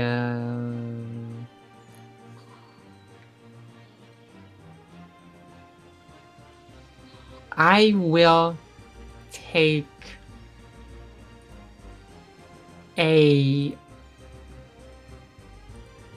will use Kicked Into Gear to increase my roll by 2. Okay. So 5 points of damage instead. Okay. I'll take my 3 into stress. Okie dokie. Your level 2 stress will be singed, because that's what happened to you. As you're afflicted by... That's a consequence. Oh yeah, you can't just take stress. Oh, yeah. I forgot. Okay. Yeah. Use as this. Well, you're not. You're not blinded by Warcraft 2 vision. So, as this, in your view, elderly male warlock that you have not seen before, so new one, casts this spell at you. He has this grimace on his face as he is quite unhappy with you disrupting the Stormweaver operations on Baelor. Anyway, Benjamin's turn. Oh, here's a funny unintentional thing. You remember when the stick pushed the rock onto the grunt? I did not realize that there's an actual rock on the map where that happened. Oh. Pathetic, I guess. Anyway, your turn. Is the troll 1 hit or 2 hits from there? 1. Then I'll go run up and give him a good slash. He's on top of a tree. I'll throw an axe at his ass. Okay. Sounds like a forceful attack to me. I'm taking very good aim at his ass. Sure, give me a careful attack then.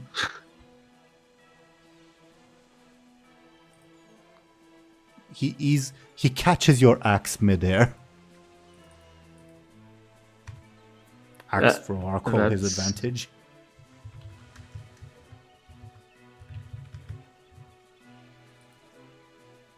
Yeah, he catches your axe midair, prepares to throw it back, I guess. Anything else on your turn? No, I'm just really embarrassed. Speaking of, it's his turn. Yeah, I guess you throw it back. How do you defend yourself? I jump to the side. Give me a quick, please. Oh god. It's a careful attack, by the way. Or you take 4 points of damage. Oh no. Okay. I'll use my remaining enemy detected, and then take my level 2 consequence. Okay. Your level 2 consequence will be humiliated, I guess. Warranted, I suppose. He doesn't actually hit you with the axe, but it's close enough that you do feel embarrassed by what just happened. Okay. That was the troll. The goblin will continue fleeing. Okay. And I'm gonna have to start a timer pretty soon. Okay.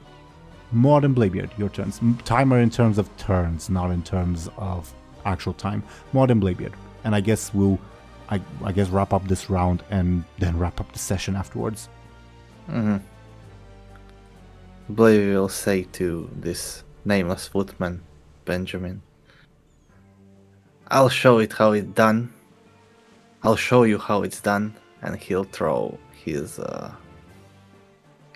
dagger at the troll. Yeah, sounds like a flashy attack. No. I'm toying. No, I'm joking. Flash or forceful. Though you are doing it to show off, so that's why I'm leaning flashy. I will go with forceful if I can. Sure. And since I attacked him last turn as well, I have +4. Yeah, let's see it. Okay. 14. You obliterate this troll, no questions asked. I don't know. The dagger, with such a spectacular roll, I guess it enters through, I don't know, his nether regions and exits out his head with such force that you threw it. And then lands right at your feet, ready for you to pick it up again. That was impressive. As in for anyone watching. Okay. Anything else? Good job. Yeah. Second war was so fun. Is so fun, I guess. Anything else before we go to mod? I don't think so. Okay, Moad, it is your turn. I see that there are still... Are those orcs nearby? Those ones near... underneath Bladebeard? Oh yeah, they are swarming him.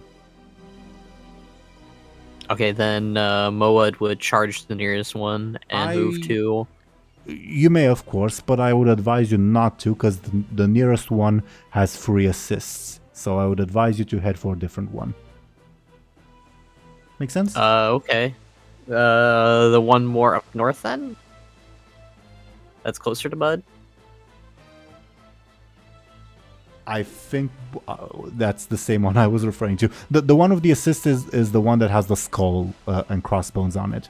Make sense? What? Wait, can... Oh, do you mean this one? nothing. My bad. Do you mean I this was one? I was talking about the north one, yeah. Okay, yeah, sure. Yeah, you can storm him. No issues whatsoever. Charge him, rather. Yeah, Moed would charge at him with his club, that is the Titan sword, and he would move to slice it into the orc. I was going to say ogre. Orc. Give me your forceful, please. Yeah. You charge in. Yep. I think I clicked you on the same at the same time. My bad. You charge in, slice him good. He is down on his last legs, and you spot in this dark clearing over here, like the inkling that someone familiar is over there grows stronger as you spot several. It's night out, so it's hard to see several hooded figures there. Can I get your careful to like get a better look?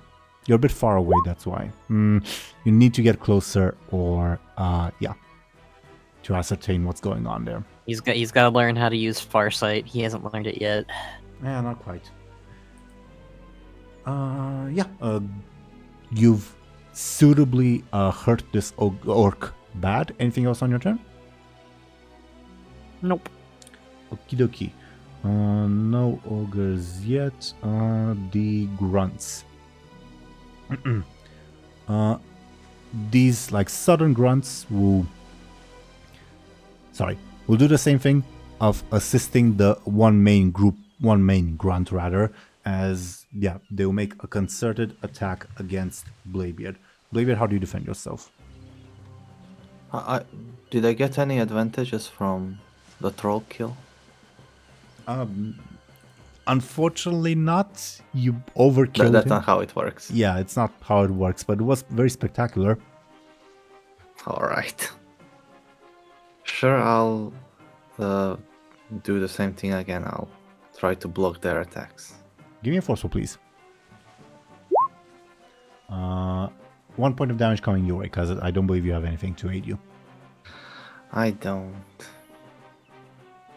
I'll take a level 2 stress. So actually, the grunts will use their Loktar to deal 3 damage, because 3 damage is quite bad for you. I'll spend a fate point What are you looking? to invoke I don't know. You face Bladebeard. He's Bladebeard. He's been here before. Yeah, good point, good point. Yeah. He played these games before. 1 point of damage, you said you're level 2 stress? Yeah. Okie dokie. That was the... Oh, there's these grunts as well. This one will assist this one, so... And will make a concerted attack against Maud. Maud, how do you defend yourself? What's the attack? They charge at you with their axes. I'd say Moad would kind of do like a whirlwind kind of spin to kind of like parry them away or knock them back. Sounds like a forceful defense. You defend the shit out of that. Yeah, you get an advantage as well. Do I still have the original advantage? Alive and kicking, yeah. I will do alive and kicking +2. Okie dokie. Well done. These grunts, I think, will hear the commotion and come in. Not that they'll be able to act yet. And these grunts, some of them rush in as well. Okay. Thompshire, do you want the Wisdom Ball to do anything?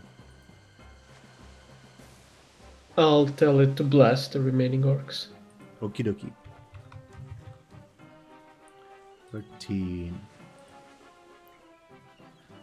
Defeat is assured.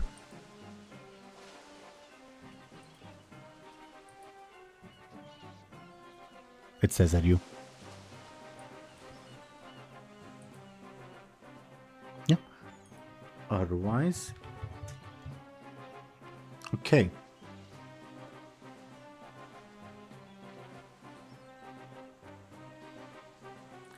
Thompshire, you once again misplace your stick, well, Benjamin does, as while the orcs were taking wild swings at, I guess, Bladebeard, they accidentally cut into the tree. And the stick is there once again to give it that last tiny bit of push. And let's see how some of those orcs deal with a tree falling down on them.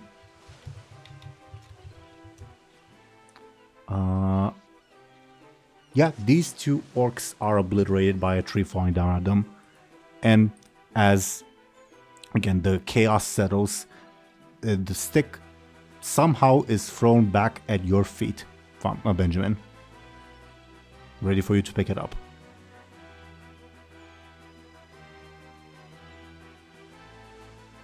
Do you do so? Did Thompshire die again? I guess. I guess that He answers that did. question. Oh yeah, he just vanished. Yeah, from the yeah, Discord. he vanished. Oh, that's unfortunate. It always happens right at these moments, doesn't it? I guess. I mean, it's happened 3 times now. Yeah, and at the exact same moment too. And I guess to cap off the session, buoyed by the alarm calls, the dragon over here begins to stir as it will begin acting on, I guess, its next turn. But Awesome. yeah, and more stuff might happen. Yeah. Thoughts on today's session, everyone? We escaped the Ogremar one. Mhm. I was scared about that one. Hmm? Yeah, The Benjamin thing was interesting. it's Ed and Eddie parody. yeah, Ned and Eddie parody. I'm not super happy with how I implemented it, but what can you do?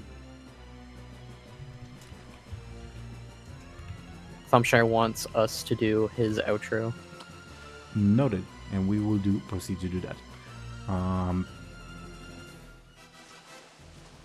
But yeah, this timeline, the Baylor Bladebeard Second War one, is again my second favorite out of the ones that I have done. So yeah, I'm happy that you guys have kept exploring, at least for now. Yeah, we don't even see the exit portal. Because it's a big island. We're gonna have to look for it. Yeah, this one is like a slower adventure, I guess. Yes, though it also has more chances at loot, I'll say that.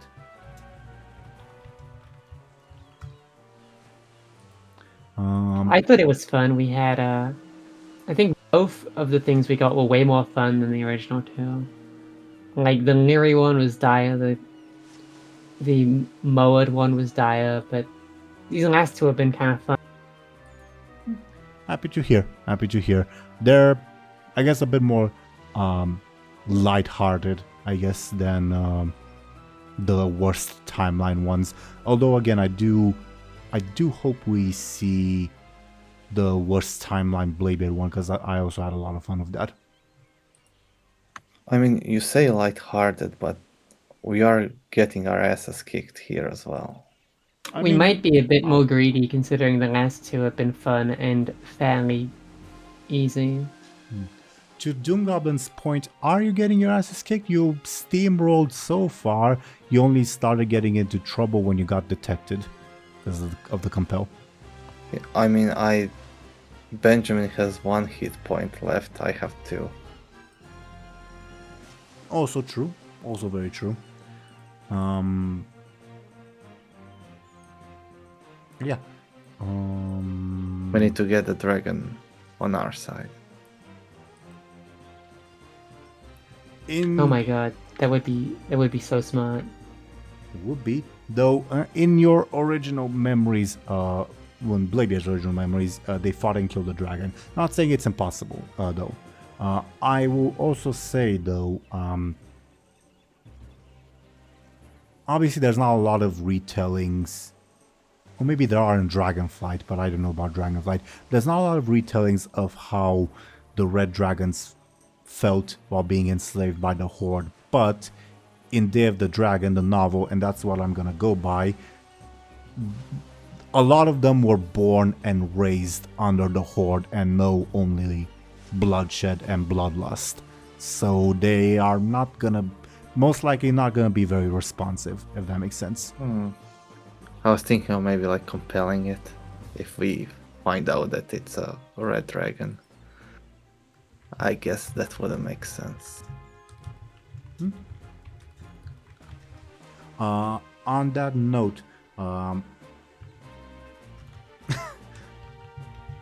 I'm curious, Should I show you guys how the warlocks and such that you killed actually looked? Sure.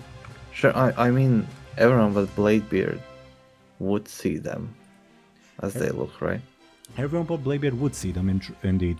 Okay, so I will put them on screen in a second in the game. This one is the first one that you killed when you made landfall. As for the second one that you killed, it is this one. And the one that you are fighting right now is this individual. None of them are familiar to you necessarily, to you guys, though there may be some familiar figures inland, I guess.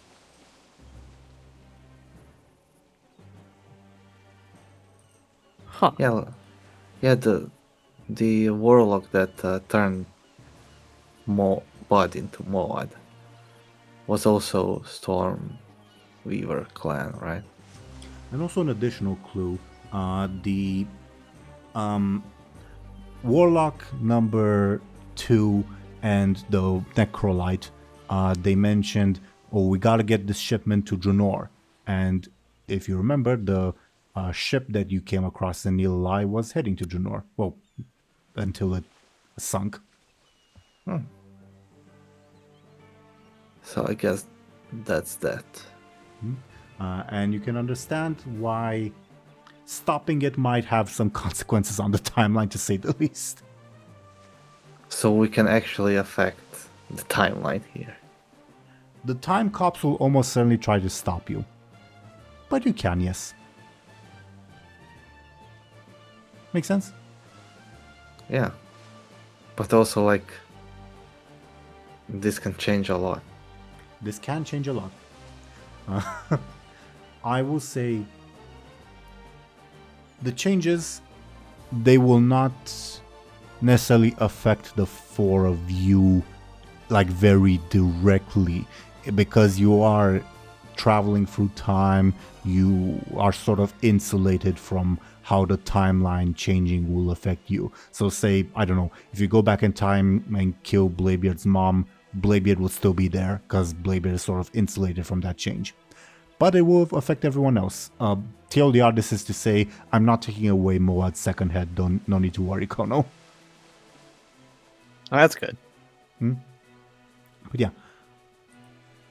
And yeah, these Orcish warlocks you can meet as ghosts if you go to the actual Baelor. So that's why I need to make notes as to who killed who, so that they will remember that.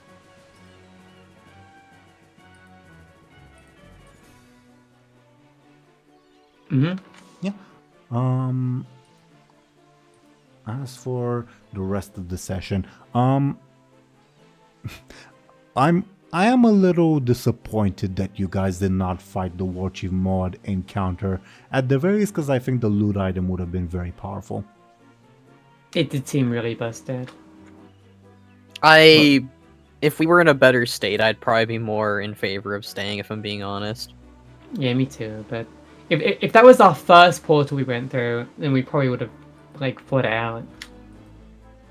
Fair enough. Fair enough. More than We probably could have cheesed it, but I don't think we wanted to risk it, it seemed like.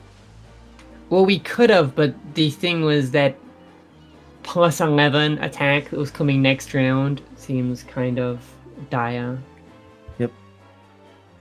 Like, I don't think there would have been any way for me to do, like, survive a plus 11. On that note, are you guys curious for me to tell you what the abilities of the ghosts are? Because I did not reveal the most busted ones. No, sure. What? Sure. Sure. Kaibutsu, the rogue, would have turned Moad invisible for the round. Tsukai, the Moad's grandfather, would have allowed Moad to barrel roll out of danger, and when Moad barrel rolls, he would have attacked anyone in his path. You already saw Gurak, the Visions of Doom, Imperator Gara, the Tear in the Earth, and Krook, the Giant Arrow. Arak the Bright, the great-grandfather that is forged in the light and all that, can heal +3 injuries up to. And Marmarok, the warrior of the big helmet, would make Moad invulnerable for the round, but would also make Moad attack uncontrollably. What was the healing thing? So he can heal +3 every round, so up to a level 3 stress or level 2 consequence. He could not heal level 4 or 6 consequences, basically. Mm-hmm. But again, it's on a cooldown, so yeah, all that. And Warchief Moad also had 3 of our Moad stunts, Throwdown, Showdown, Double Trouble, and instead of the cannon, he has the Mega Cannon. Oh. Oh boy. Yeah, you know what? I think I'm glad that we skipped this one, actually, after hearing all the ghost powers and his stunts. I'm actually kind of surprised the weapon wasn't... I know the Doomhammer would make sense, but I'm surprised it wasn't the Mega Cannon then. Mode getting an upgrade, potentially. I would be open to it, I guess. But What was the upgrade from the original cannon to the Fell Cannon? Was it just that it homes now? It was a minor boost to whenever Moad used that stunt. Like instead of, I don't know, a +6 to attacks, I gave it like a +8 or so. I see. Same with the Mega Cannon if Moad would have picked it up. But yeah, unfortunate that Thompshire isn't here, because I would have liked to hear his thoughts on how I interpreted Benjamin's happiest moment of his life. I guess we'll ask next time. But Bladebeard, DoomGoblin, how do you feel about how I interpreted Bladebeard's happiest moment of his life? I mean, sure. He had fun during the Second War. I would maybe say that like pirating days were more fun than privateering days, but they're both fun. Sure. This specific moment, because this was the first time Bladebeard took command, and he got a really big win at that, with capturing this orcish convoy. Well, in the main timeline at least. Make sense? Mm-hmm. Yeah. Also, like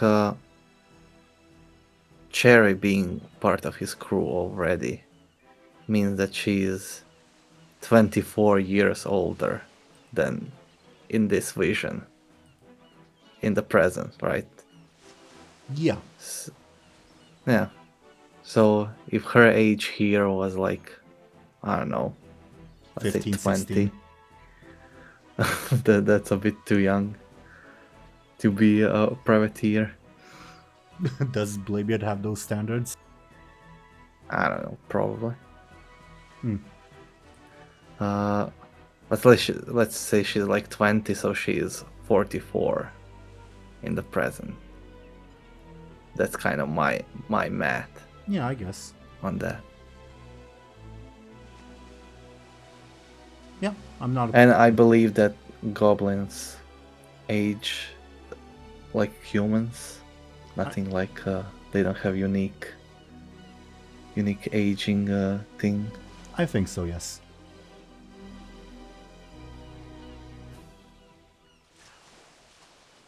Oh, but also the cultist, the what's her name?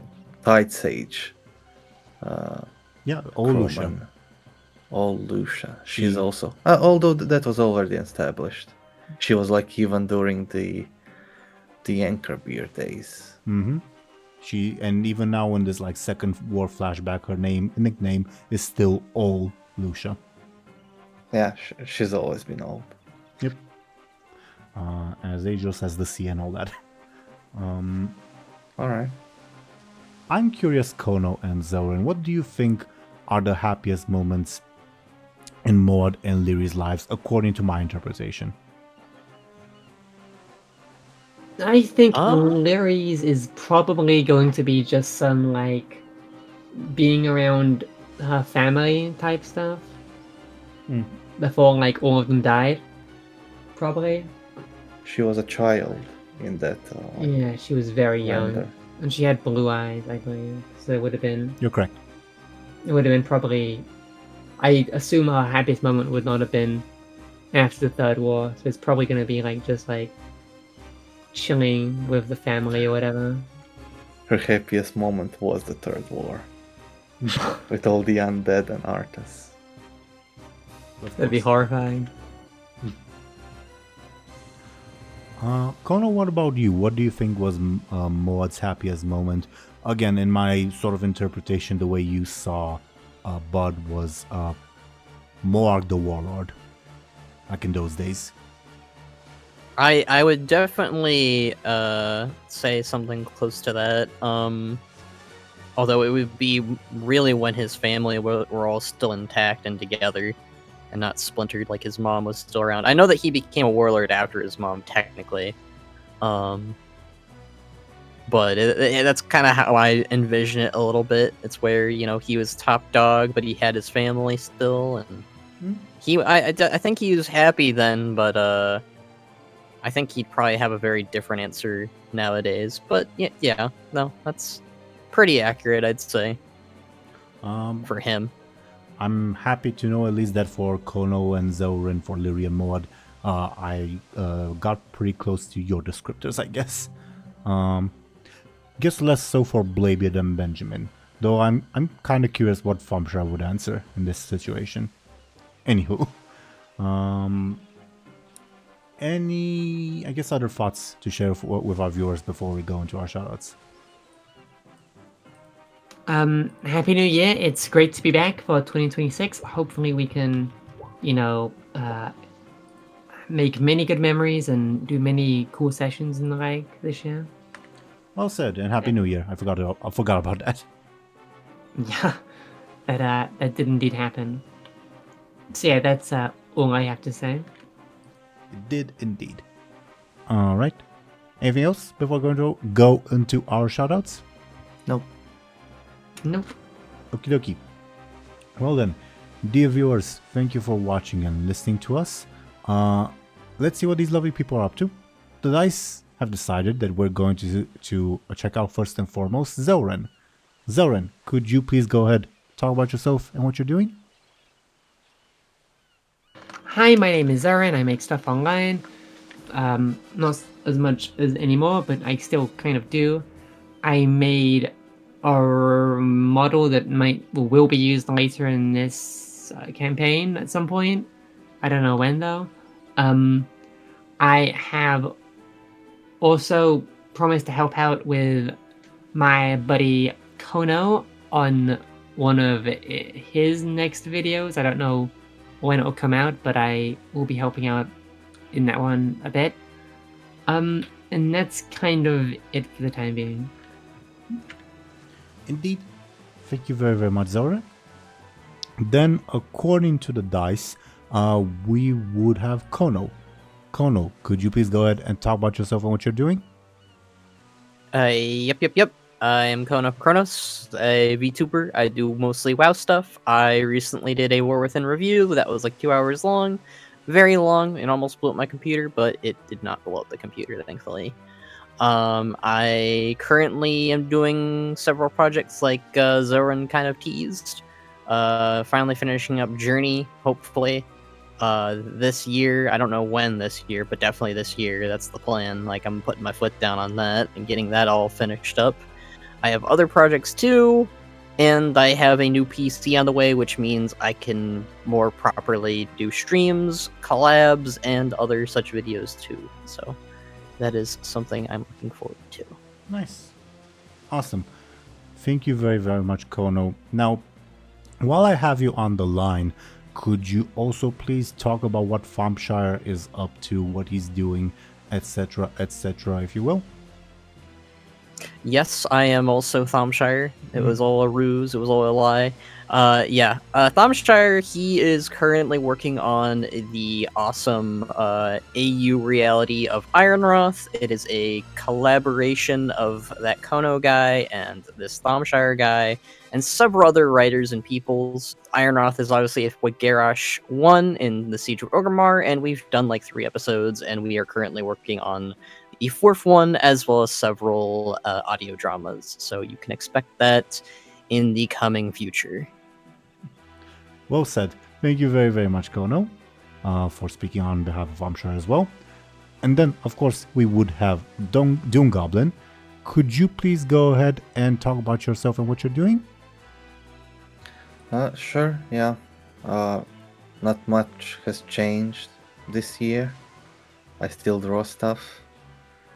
I'm called DoomGoblin on the internet, so Google that and you'll probably find some of my stuff.